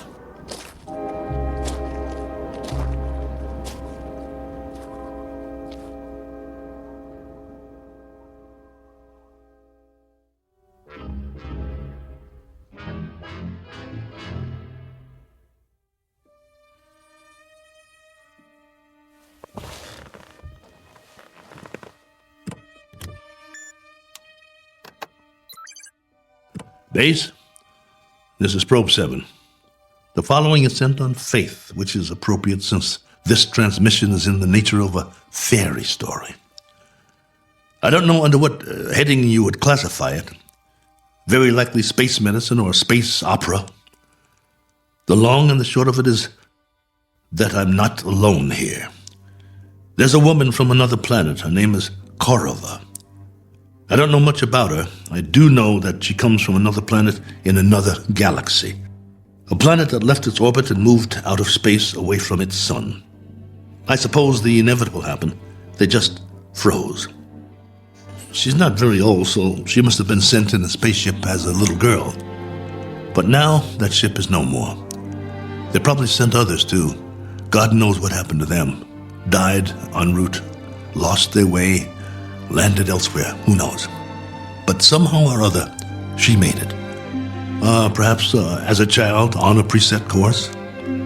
She was here alone until I came. If by some chance you're still there, I can't send you any soil tests. I can't send you data about plant species or anything like that. But I can give you an observation about the psychological makeup of the animal kingdom. They're a frightened breed, a very frightened breed. It must be a universal trait wherever there are advanced life forms. Though it's questionable how advanced we really are, so I guess we aren't alone in that regard, which is really quite a pity, as you may understand all too well, if any of you survived. Base, this is Probe 7. Last call. Absolutely, positively, the last. Over and out.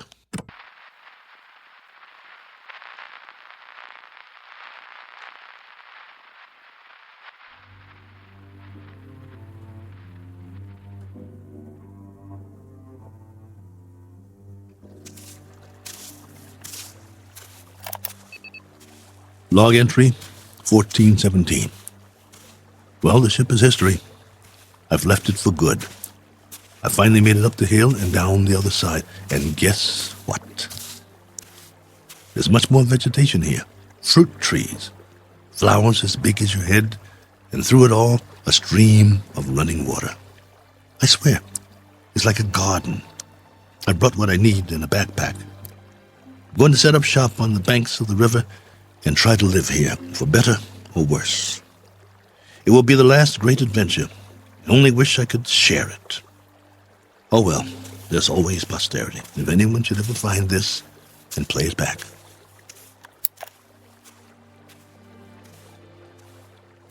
Cook. Oh, you. Never mind. Talking to myself. But you wouldn't understand. Why don't you just keep your distance? Cook? Ah. Cook. Not going to hit me, are you? No? That's a surprise. Well, you're just in time to say bon voyage, friend. I'm going that way. There are even more fruit trees over there. No reason to get in each other's way. Cook. You want to come? You may, if you like. We'll eat and we'll live.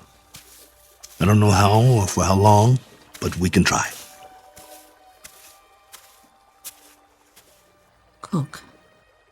What? Dirt? Soil? What do you call it?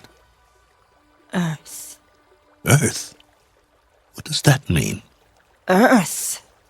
Is that the name in your language? All right.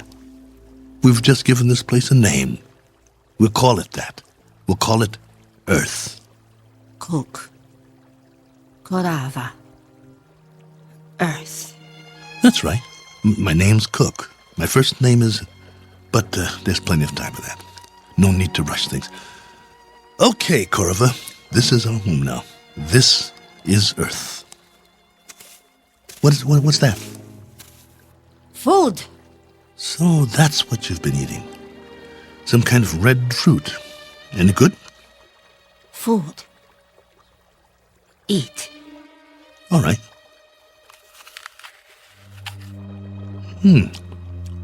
Not bad. We'll take some with us.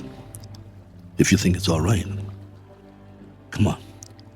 I wanted to tell you something, but now I've forgotten. I guess we'll have plenty to talk about, though. This place, a new life after all. And after a while, we'll have new memories to talk about. Things we can share. Come along, then. Let's go.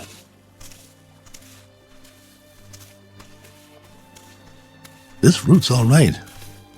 Any other life forms around? I hope not, for the moment. But if there are, we'll make the best of it, won't we? Pleasant enough place, don't you think? My leg's better. We'll explore as much of it as we can. No need to set up any boundaries, I guess. There's plenty for everyone. For you and for me. And it's a beautiful day.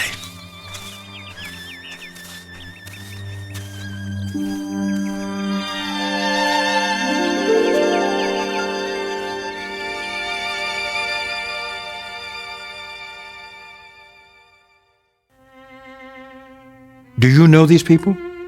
Their names might be familiar were you to hear them. They lived a long time ago.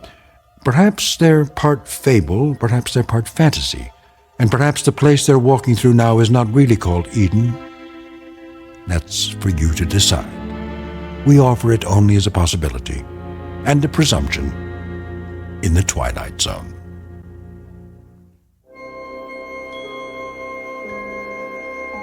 Hi, this is Carl Amari, producer of the Twilight Zone radio dramas. I'd like to take a moment to tell you about our official website at twilightzoneradio.com, where you'll get the latest news and information on these Twilight Zone radio dramas. Plus, at twilightzoneradio.com, you can digitally download 3 free episodes or any of our episodes for only $1.95 each. In this age of ever-changing technology, we've decided to make these episodes instantly available to you by making the Twilight Zone radio dramas a digital download-only series. This means that this series will no longer be offered on CD. The CD collections at our website are now being offered while supplies last at buy one, get one free. So be sure to get your favorites before they're sold out. Be sure to visit us often, and I'll see you in the zone.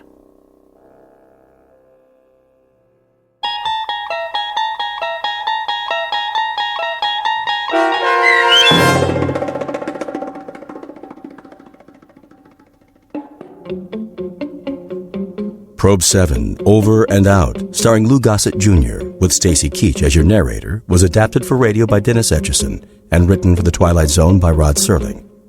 Heard in the cast were Tony Makis Sr., Sam Derrence, and Oksana Fedanushin. The producers of The Twilight Zone wish to thank CBS Enterprises and the Rod Serling estate for making this series possible.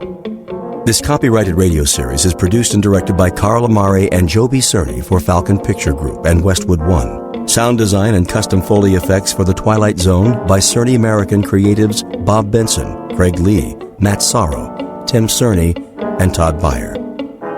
To learn more about The Twilight Zone radio dramas and to contact us, visit our official website at twilightzoneradio.com.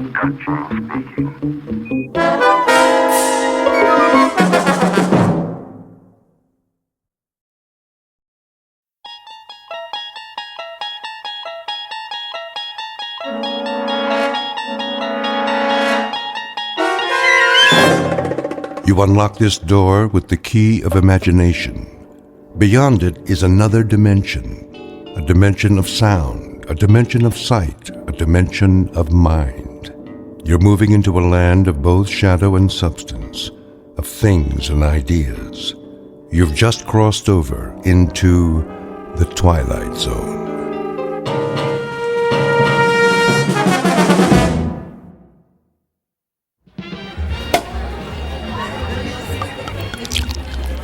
Here's to Michael Franklin, in honor of the most stunning, ruthless stewardship of a corporate takeover I've ever seen. Thank you. Thank you, Alan. Thank you, everyone. And may I just say, I absolutely deserve it. I know you've had your eye on that corner office for some time. Well, it's yours. Actually, Alan, I have my eye on the corporate suite. That's my office. Exactly. Careful, Michael. Your ambition is showing. Well, my ambition is what made this deal happen.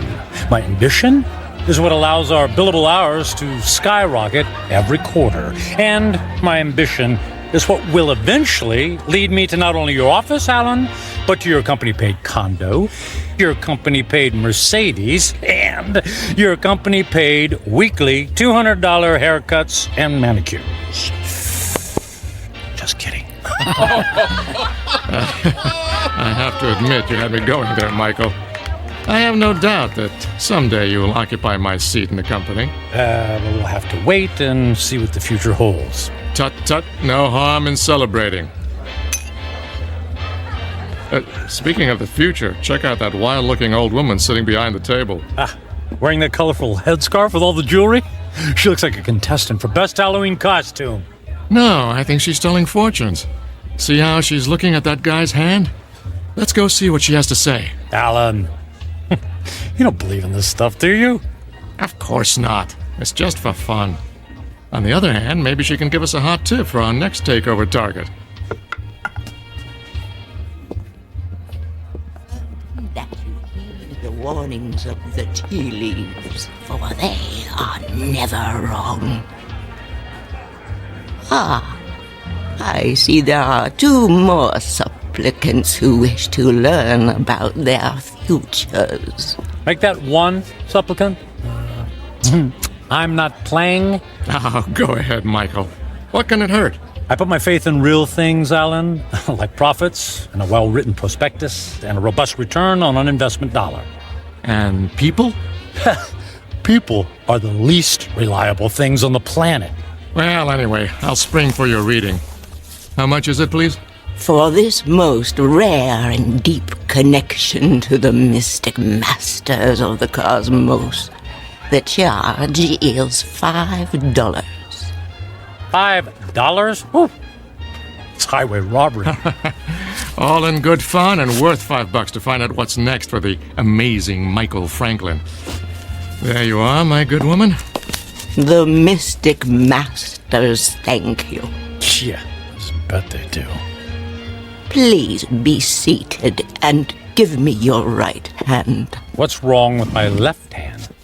The right hand crosses the body's meridian, connecting directly to the humors of the heart through the intercession of the soul. Oh, I'll say this for you. You've got the sales pitch down pat.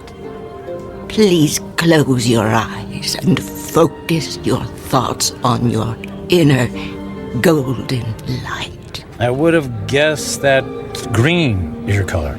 Michael, quiet. All right, I'm quiet. I'm focused. Watch as the golden light moves toward you. Slowly, it surrounds your consciousness. Surrender to its mystery. I never surrender. The mystic masters perceive you as a man who values work above all else. She's got that right. She could have said the same thing about anybody in this bar. There are people in your past who have suffered a disconnection with you. Spirits are left unsatisfied. Well, it can't be old girlfriends. It doesn't take time to go on dates.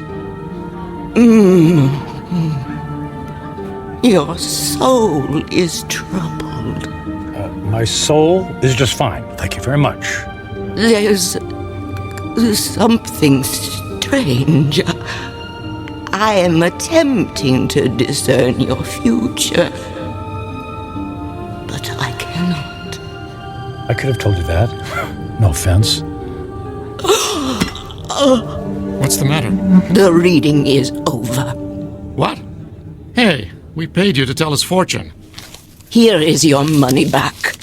I cannot complete the reading. Now look, lady, I don't believe in all this hocus pocus, but a deal's a deal. Just tell me I'm going to be the richest man in the world, and you can keep the $5. I do not take lightly the readings of the soul. I'm going to go complain to the manager. Alan, hold on, Alan. Look, we don't want to cause you any trouble, lady, all right? Just say what's on your mind, and we'll leave. Very well. I will tell you what the mystic masters have divined. May the Lord have mercy on your soul. What is it? Alan's gonna fire me? I'm gonna lose my hair? Your future is very clear, and it is this. In 10 days, you will be dead. What? I don't think that's very funny. The signs are serious, and the reading is true. What kind of scam is this? Come on, Michael. Don't let it ruin your night. You know, lady, we were humoring you by coming over here. The least you could do is play along and not be such a downer. I did not wish to reveal your fate. You insisted that I do. When the clock strikes midnight on the 10th day to come, you will be dead. And now what? And no. Don't tell me. Let me guess. I pay you another $5, and you tell me how I can avoid this terrible fate. That is impossible. Your fate is sealed.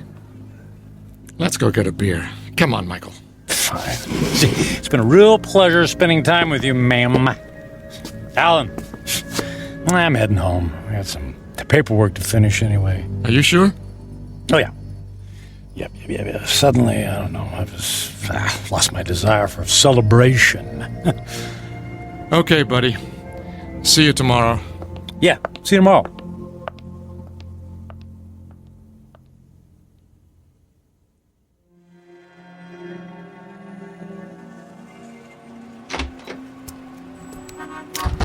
I'll be dead in 10 days. I'll be dead in 10 days.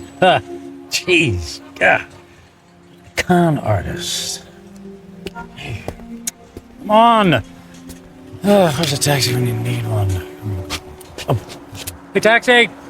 Taxi over here!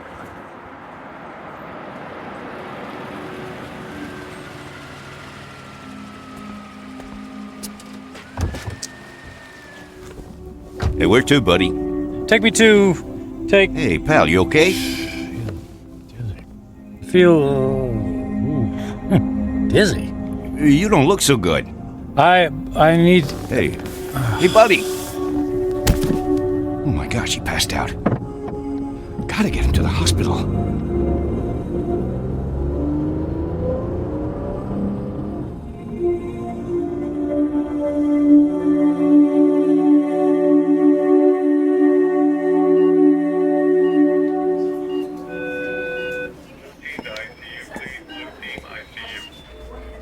Mr. Franklin, can you hear me?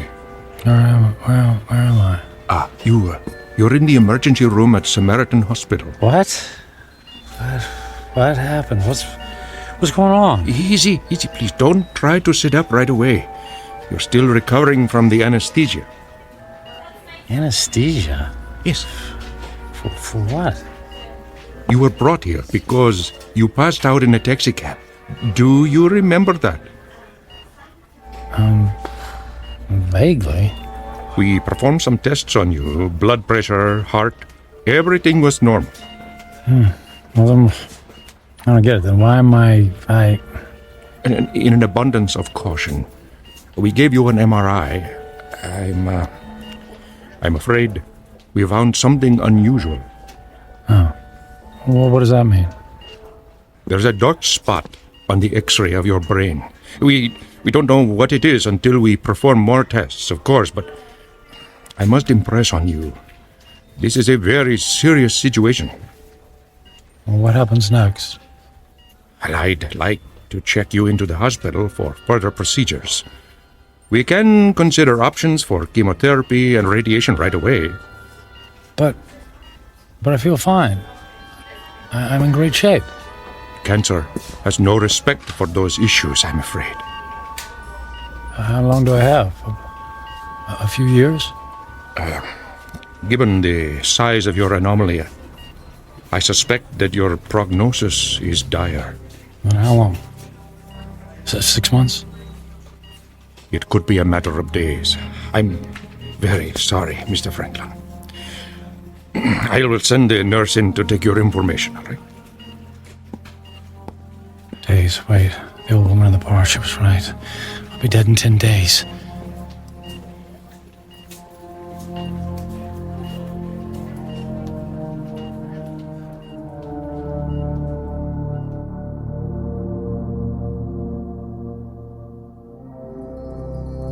Portrait of a man frozen in the amber of fear. Michael Franklin, workaholic captain of industry, ruthless to his enemies and dismissive of routine human interaction. Given a prognosis that would send a chill of terror down the spine of the most stalwart of men, he is faced with the rising specter of his own mortality. But even worse, he stares into the rear-view mirror of a life only half-lived. Devoid of true friendship, with only a string of consummated business deals to mark his measure, Michael Franklin is about to embark on a frightful journey of self-examination that can only be experienced in the land between regret and insistent memory, a land we like to call the Twilight Zone.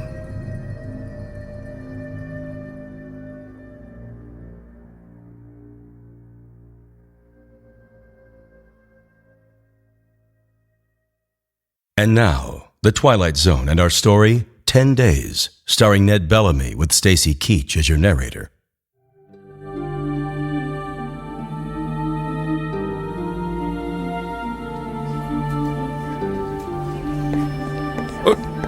Nurse! What happened to the patient who is in this bed, Mr. Franklin? I just saw him a moment ago, Doctor. I have new information about his condition. I certainly hope he isn't about to do something foolish.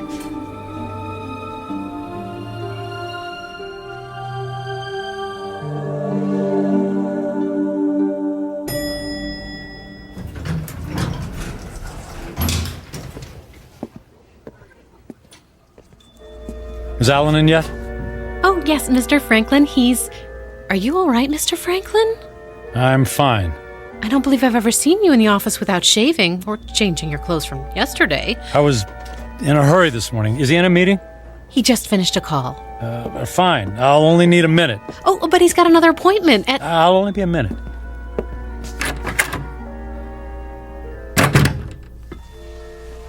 Michael, you look like you haven't been to sleep all night. Isn't that the suit you wore yesterday? Don't tell me you went out to celebrate without me. Alan, I quit. Yeah, me too. Alan, listen to me. I'm quitting. This is some kind of joke, right? I would appreciate it if you would expedite the disposition of my account. I want to close out my portfolio. I'm cashing in my stocks. I need my retirement funds and my annual bonus, every bit of it. Michael, you're talking crazy. What are you doing? What's this all about? What part didn't you understand?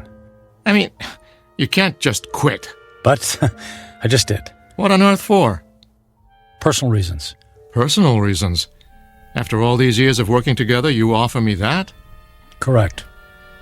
Michael, if this has something to do with that crazy old woman who told your fortune last night... It's not that. I just decided to take my career in a different direction. I've just been thinking about making this move for a long time. I don't believe you. Alan, no offense, but I don't care if you believe me or not. I've made my decision, and I'd like you to honor it. You realize that if you disassemble your corporate portfolio early, there will be substantial penalties. Not to mention the perks you'll be losing. The company car, the country club membership, the center court basketball tickets. Can you have the accounting department wrap everything up right away? Oh, and I'd appreciate all of the various income streams to be folded into one check. That check will be worth several $1 million. Yes. Well, I can't say I approve of what you're doing, and I can only hope you have a good reason, even if you won't tell me.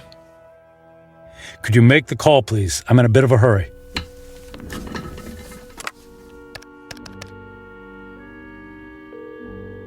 After 12 years, I don't see why there's such a... yes, this is Alan Fisher in corporate. I have it's an unusual request. Michael Franklin has decided to leave the firm, and he wants all of his outstanding monies gathered into one check for immediate pickup. Yes, I understand the amount is substantial. Very good. He'll be right there. All right, Michael. The check is being... Michael? Michael? Where did he go?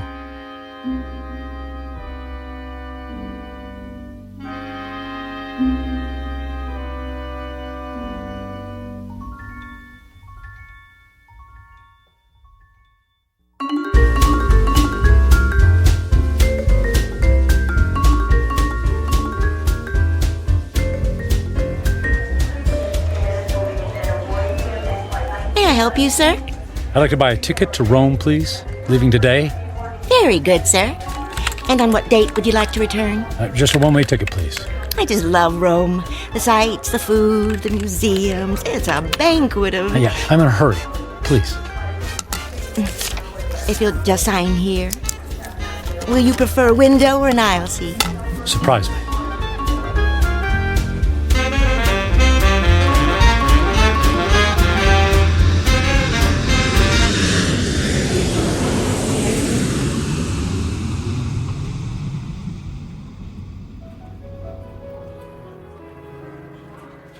Ah, Mr. Franklin, welcome to the Grand Hotel, Rome's premier destination. Our presidential suite has been prepared. All 3 fireplaces are ablaze, the champagne is on ice, and your veranda opens onto the courtyard where Rome's finest string quartet is waiting to play for you. And of course, an entire staff of valets are at your disposal. And the concert tickets for this evening? The limousine will gather you at 6 o'clock. You will be driven directly to the private entrance where a personal elevator will whisk you to the ambassador's box. Only the finest for you, Mr. Franklin. Bravo! Wonderful!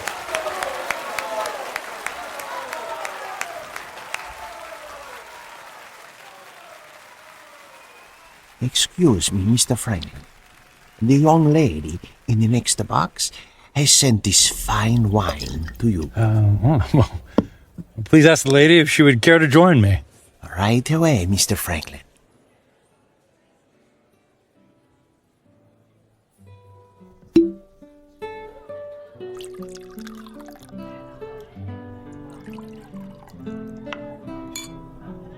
I haven't seen you at the theater before. Do you come to Roma very often? You might say this is a once-in-a-lifetime vacation. I want to see and do everything. All the finest foods, all the finest wines. I want to hear the best music and experience all the riches the world has to offer. All at once? Why settle for the ordinary when we can fill our lives with the amazing? Oh, you are a man of action.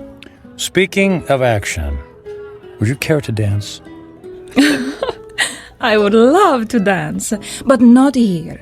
There's a fabulous nightclub in the center of the city, very exclusive. The limousine awaits.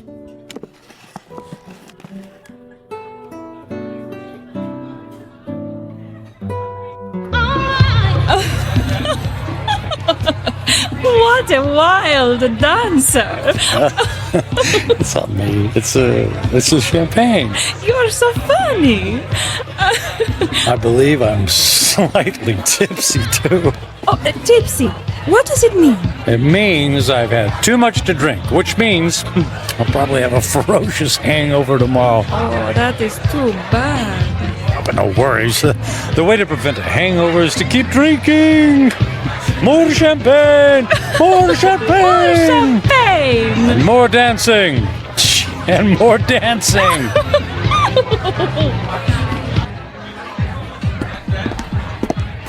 Michael, are you sure you can afford to buy drinks for the whole restaurant? That's only money. And look how much fun they're having. Look how much fun I'm having. Waiter! Another round for my friends. 3 cheers for a friend of Matthew. It's Michael. Okay. Cheers for Michael.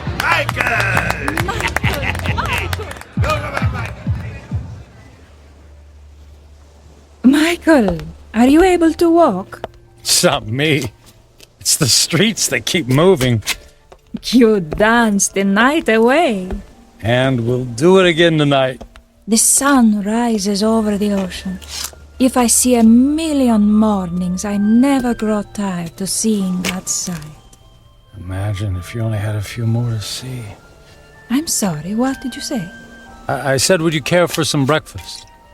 I'm starving. Then let's go to the best restaurant in the city and order everything on the menu. I've never met a man like you, Michael. If you want something, you just take it. Of course. What's that old saying? Eat, drink, and be merry, for tomorrow we die. Michael, what's wrong? You look sad. Did I say something wrong? Maria, I wanted to ask you something. What is it, Michael? Would you care to join me on a small trip? Where to? Oh, I know a charming village near here. We could have a picnic. Actually, what I had in mind was Paris. Paris, France. And then London. And then Monte Carlo, or Moscow, or Hong Kong. I mean, we can go anywhere in the world. But what will we do when we get there? Whatever we want. I'll buy you diamonds, or a new car. Would you like a new car? Michael, you're making my head swim. I don't need a new car or diamonds. What then? A yacht? My life is here, in Roma. I can't just pick up and leave to go hopping from one country to the next. Why not? You just said you admired me for that very thing. I admire your freedom, but I have responsibilities. My parents are here, my friends. Well, they'll be one phone call away. I can't just leave. You can do anything you want to, just like me. Don't you have anyone you feel responsible to? We were discussing breakfast. Breakfast, that's what we need. Michael, I asked you a question. Come, we'll order the most expensive breakfast in town in the most expensive restaurant. We'll have them serve us eggs on plates made of gold. I'm not really hungry. Where are you going? Where are you going? I have things to do. But what about Paris, London? You're willing to give all that up? If I left with you, then I would be giving up something. Like what? My life here. It's who I am. The people I love, the friends I have. So window dressing, none of that is important. And what do you think is important? I am. And what I want. I see.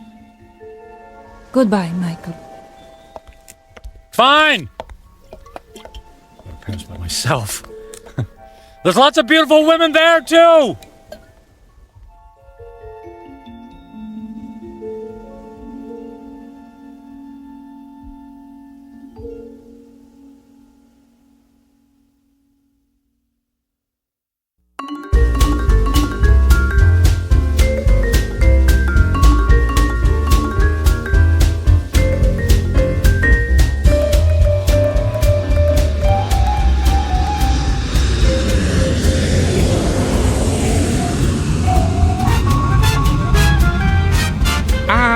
Bonsoir, Monsieur Franklin. Welcome to Paris. Your suite is prepared for you with a view of the Seine and a bottle of champagne on ice, right? May we?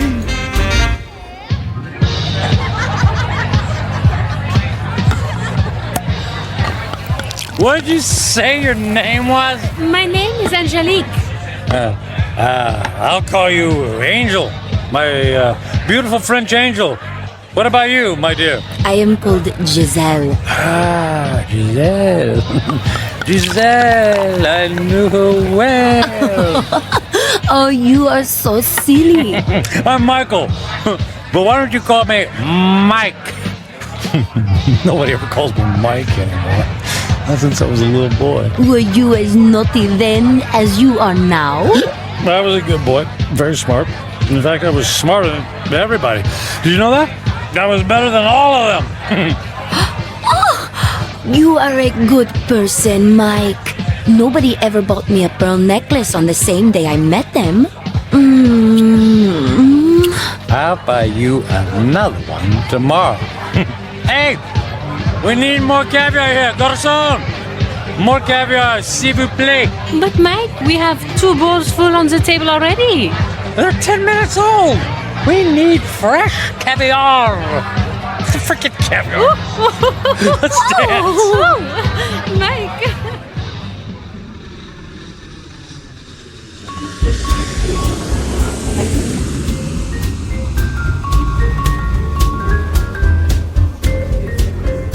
Welcome to London, Mr. Franklin. Your suite has been prepared for you and... Bottle of champagne on ice. Got it. Let's say, on second thought, cancel my room. Book me on a flight to Monaco. I got an itch to gamble. Right away, sir.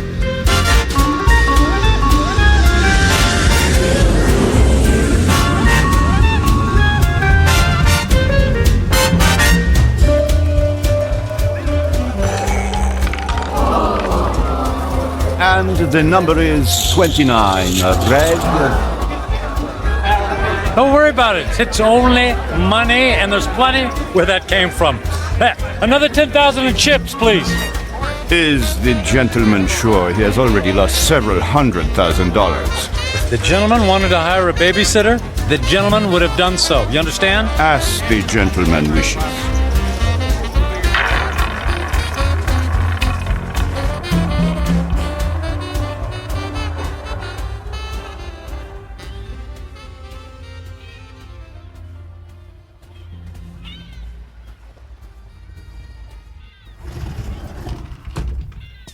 Mr. Franklin. Good morning, Mr. Franklin.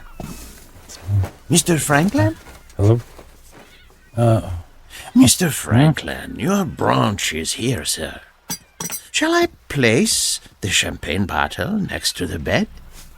Shall you, who are you? Where am I? I am Captain Philippe Duchette. This is the Fandango Dancer, the luxury yacht you rented last evening. I rented? Was I alone? The gentleman was escorted by several very attractive ladies, and there was a request for the boat to take you to Australia. But, as you may know, that trip is beyond the range of this vessel. Wanted you to take me to Australia. After we received the Alaskan crab, Russian caviar, and of course, the champagne. I hope I never see another glass of champagne. What shall I do with the cases that are on the deck? How many cases did I order? 10. They're yours. Merry Christmas. Do you wish to proceed with the cruise? No, I don't think so. Very good, sir. Alright. For a week, I've eaten the finest foods, drunk the most expensive champagne. I've slept in the most exquisitely comfortable beds with the most luxurious silk sheets. I've held beautiful women in my arms. I should be the happiest man on earth. I should have a permanent grin tattooed on my face. Why am I so miserable? I'll have a few days left to live. A few days. I need to be somewhere where someone knows me, where I don't have to pay for the company of people. I need to go home. I need to go home.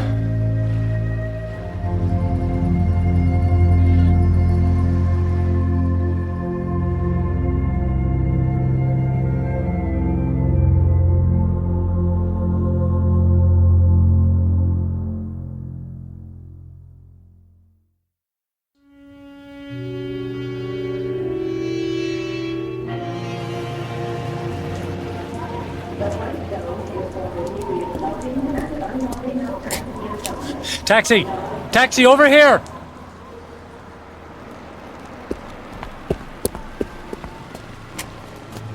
Hey, where to, mister? 1020 Clark Street. Hop in.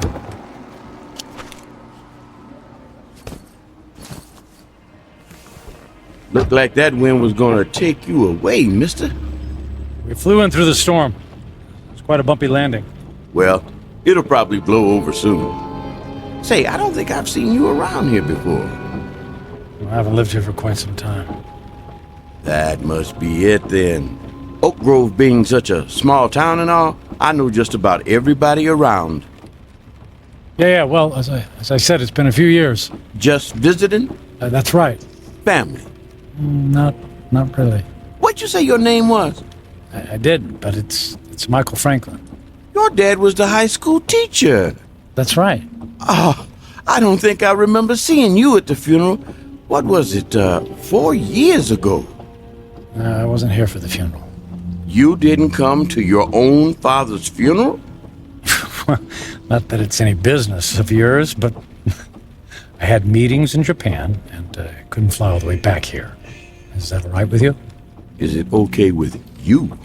Look, if you don't mind... You'd prefer if I stopped flapping my gums, right? Well, I wasn't going to put it like that. Not to worry. The wife says I'm 99% hot air. It's just that I've been flying for the better part of 24 hours. Jet lag and all that, you know. Well, say no more. My lips are sealed. Anyway, here we are. 1020 Clark. Let me help you with your bag. It's all right. I can manage. Here you go. Keep the change. Mister, do you know you just paid me with a $50 bill? Huh? Oh, yeah. Yeah, that's fine.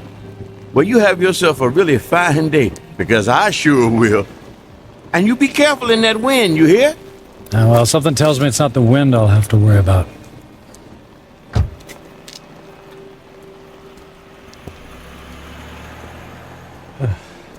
Here goes.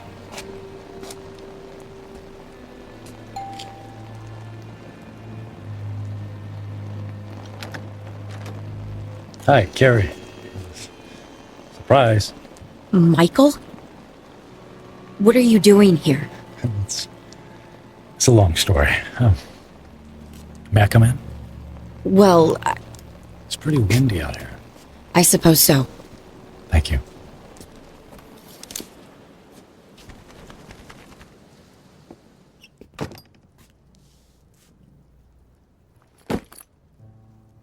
Michael, what's going on? You just show up on my doorstep after 4 years? Well, you know me. Spur of the moment. You are not a spur-of-the-moment person. You plan everything in your life. I wouldn't be surprised to find that you plan how many times you blink every day.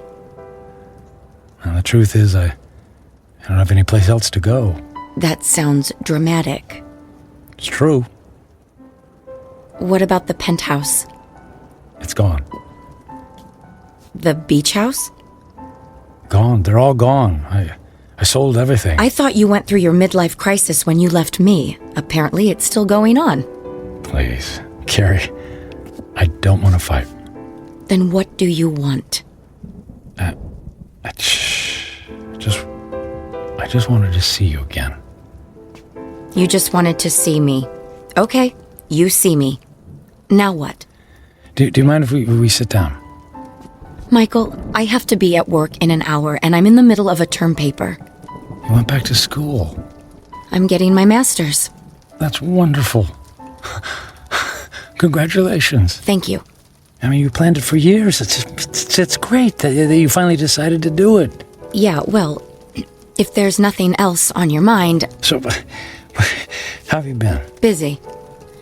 I don't have a lot of downtime, but that's how I like it. You redecorated things here. You redecorated the house.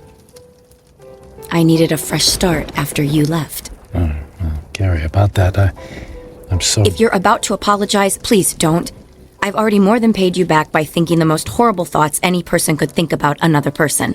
I guess I deserve that. Oh, you have no idea. How could you just walk away from a marriage, Michael? What was so terrible that you couldn't stand up like a man and fight for me? For us? It wasn't about you, Carrie. Oh, that's good to know. Because when I was picking up the pieces, when you left, it sure felt like it was about me. What I mean is that I wasn't a good husband. True. You were always working. And I knew that I wouldn't be a good father. True. You never even walked the dog. So, I didn't give up on you. Or us. I gave up on myself. Well, that makes everything all better. You can go now. Carrie, please. Oh, I could just clobber you for coming back here. It isn't fair for me to have to dredge up these old feelings again. Well, maybe a civilized conversation without any bickering would do both of us some good. I don't think so. Please, Carrie, it's more important than you know. For what purpose, Michael? So you can go back to your high-powered, big-shot job in the city and feel good about yourself? I just don't want to leave loose ends. Please, for better or for worse, can we just talk? I'm not looking for forgiveness, just closure. Well... 1 cup of coffee? I'll even make it. All right. 1 cup, and I'll make the coffee. Yours always tasted like motor oil. Thank you. Thank you so much.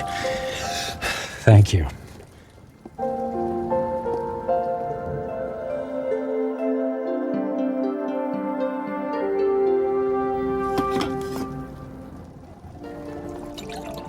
So you quit your job, sold your homes, and now you're here.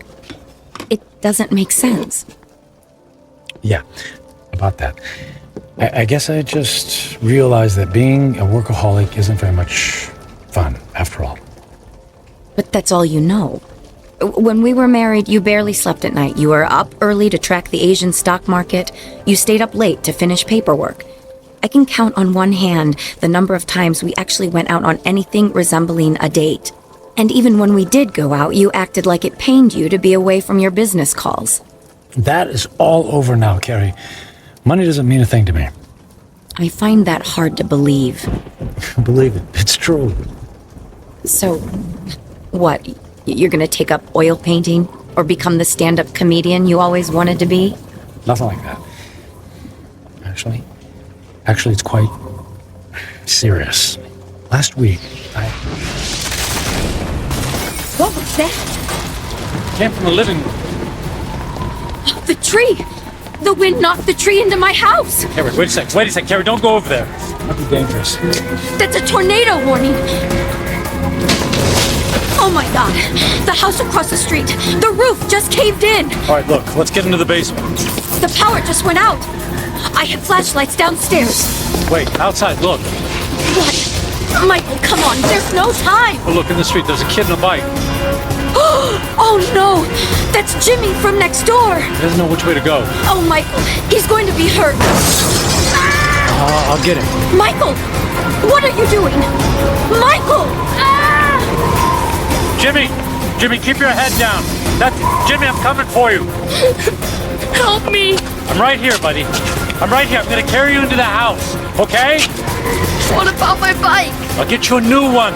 Let's get out of the storm, okay? Okay. Put your arms around my neck and hold on. I'm trying. Squeeze real tight, Jimmy. I'm scared. And I'll be brave for the both of us, Jimmy. Okay? Got to get this door open. Michael, I can't budge it. Carrie, push. Push as hard as you can. Carrie, push. Pushing. Harder. As hard as you can. There, you got it. We made it. We made it. Into the basement. Come on. Come on, Jimmy. That's it. Let's go get safe. Okay.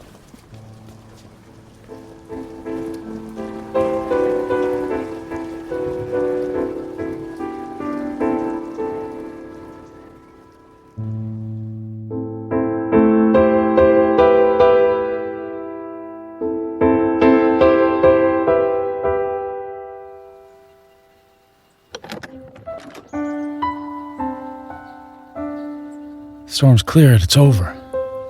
Is the wind gonna get me? No, honey. You're safe. Look. That car. It's been overturned. At least there's no more damage to the house. Mom! Jimmy! Jimmy! Oh, Jimmy, we didn't know where you were. We had him in the basement with us. I was so scared. And then the wind came, and then this man came and saved me. You saved my Jimmy? Well, not really. Yes, you did, Michael. You ran right into the path of the tornado and brought him inside. Oh, come here and let me give you a hug. You don't have to. Okay. How can I ever thank you? You don't have to. It was my pleasure. Is our house okay, Mom? Yes, sweetie. We were very lucky. Jimmy, you're a very lucky little boy. Yes, and thank you again for my son's life. Yeah, thanks. You're welcome. Michael, you saved Jimmy's life. You're a hero. I didn't even have time to think. I just saw him and ran. It was still amazing. When the chips were down, you really came through. I'm proud of you.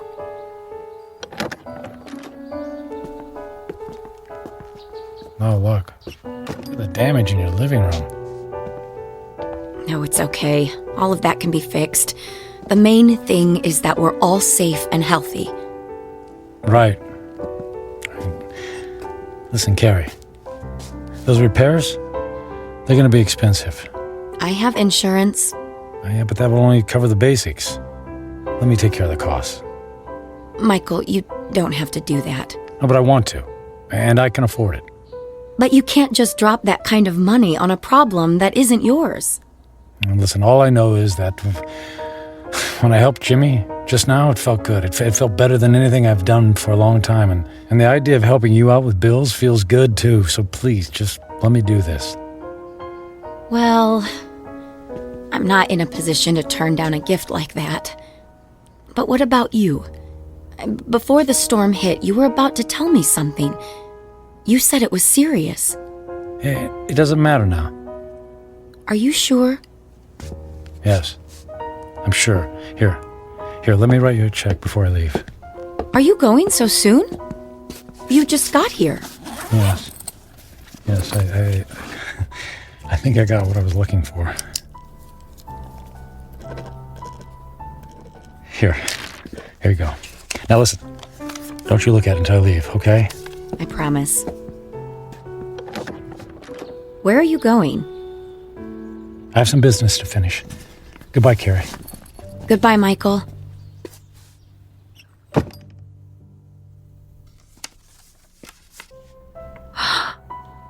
$1 million? Michael! Michael!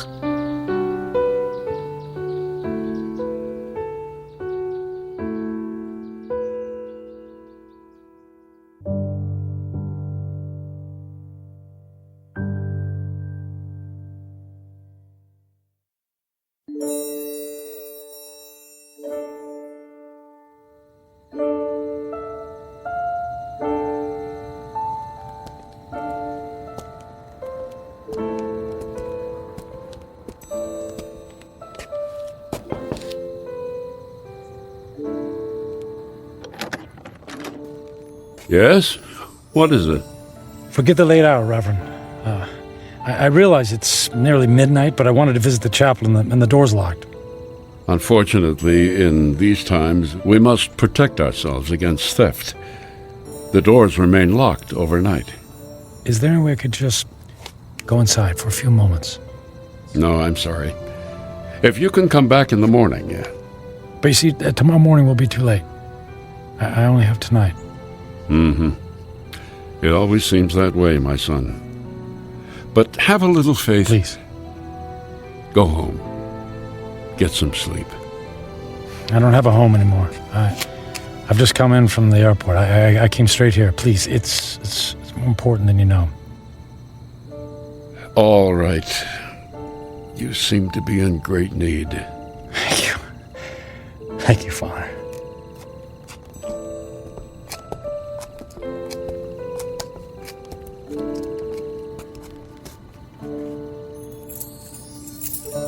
Yeah, it's one of these.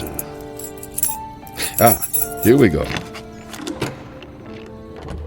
I'll come back in 10 minutes. I won't need more than 5.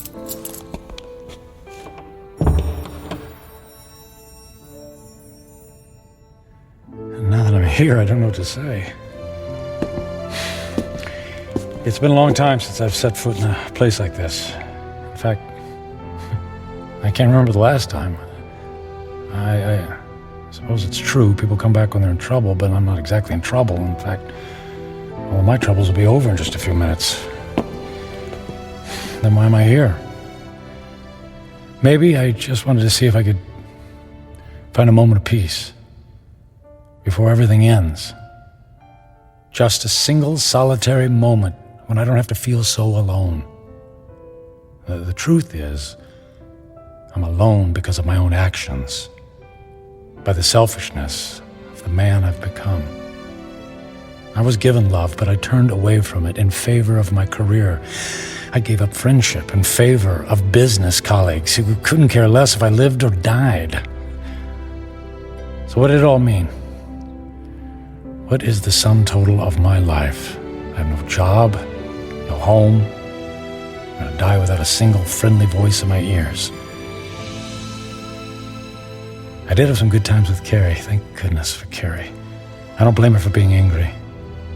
And despite her anger, she took me into her home. She forgave me. And Jimmy, I saved his life. He'll have a chance to grow up, to have a family, and a little boy of his own. I gave that to him. I did make a difference after all. Maybe I had to go through it all so that I could be there to save his life. If that's true, then it's worth it. I'm glad things turned out the way they did. I did something worthwhile. My life mattered after all.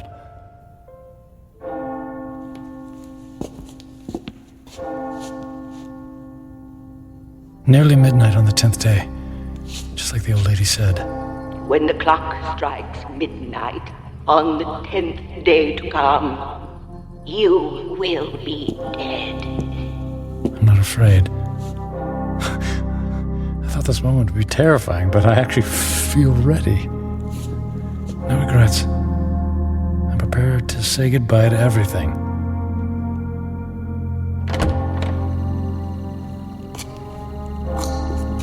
Excuse me, sir. I'll have to ask you to leave now. Yes, I'll go, and thank you. From the bottom of my heart, thank you. No, may I ask one favor? What is it? If anyone asks, can you tell them I was ready and that I was grateful? Grateful? For what? For everything. It was all a gift.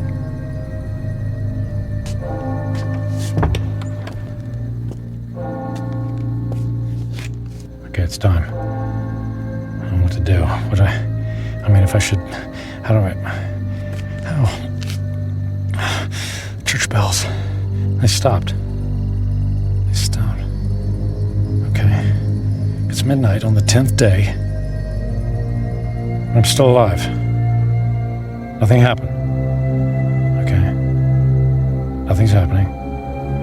The old woman said I had 10 days to live, that I would die at the stroke of midnight. She lied. She lied.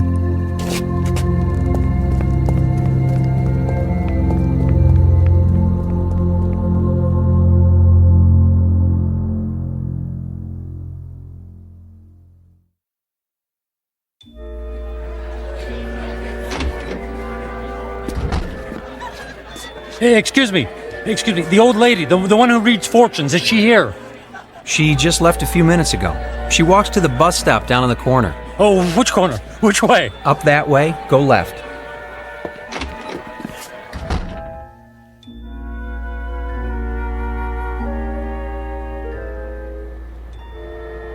Where is she?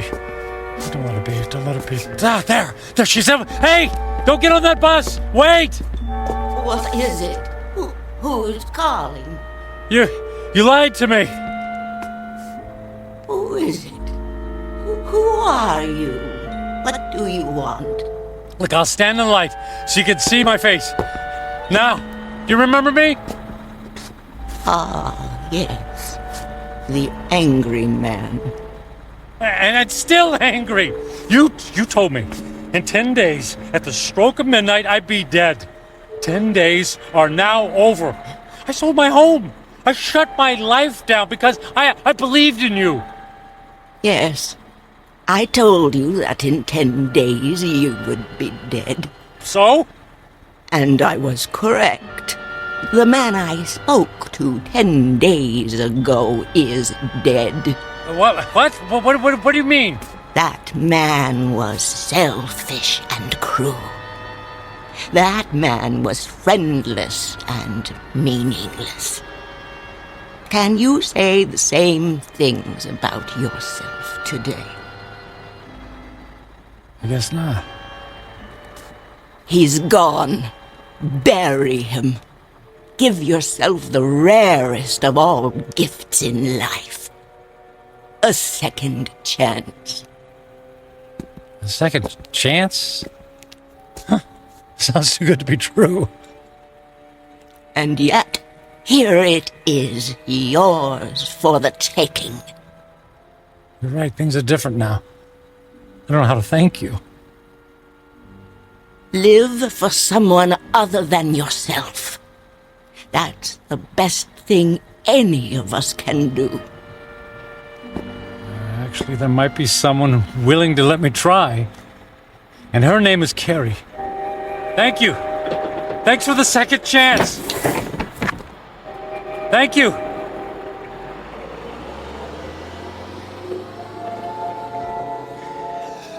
Thank you. Thank you so much.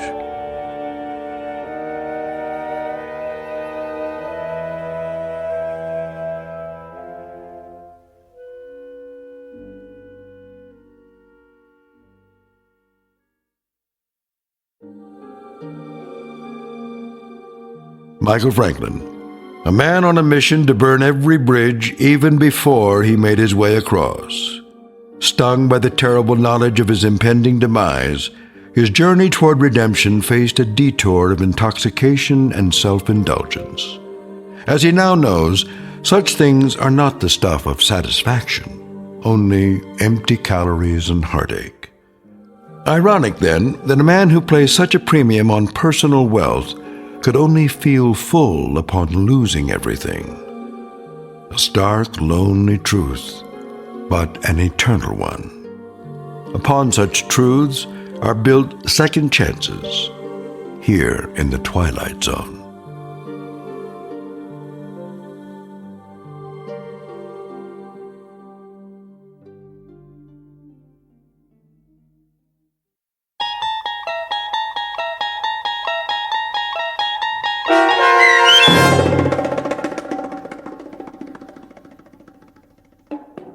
"10 Days," starring Ned Bellamy with Stacy Keach as your narrator, was written for The Twilight Zone by Mark Valente. Heard in the cast were Linda Ryder, David Darlow, Ernest Berry Jr., Roger Mueller, Tony Makis, Saskia Bellori, Joby Cerny, Elizabeth Lido, Martin A. Strope, C.J. Amari, Molly Glynn, and David Pasquesi. The producers of The Twilight Zone wish to thank CBS Enterprises and the Rod Serling Estate for making this series possible. This copyrighted radio series is produced by Carl Amari and directed by Joe B. Cerny for Falcon Picture Group. Sound design, custom Foley effects, recording, and editing are produced in the Cerny American Sound to Picture Theater by sound designers Craig Lee and Todd Beyer. Music for The Twilight Zone is provided by CBS and American Music Incorporated, New York.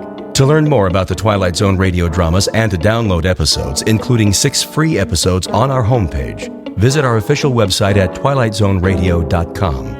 Doug James speaking.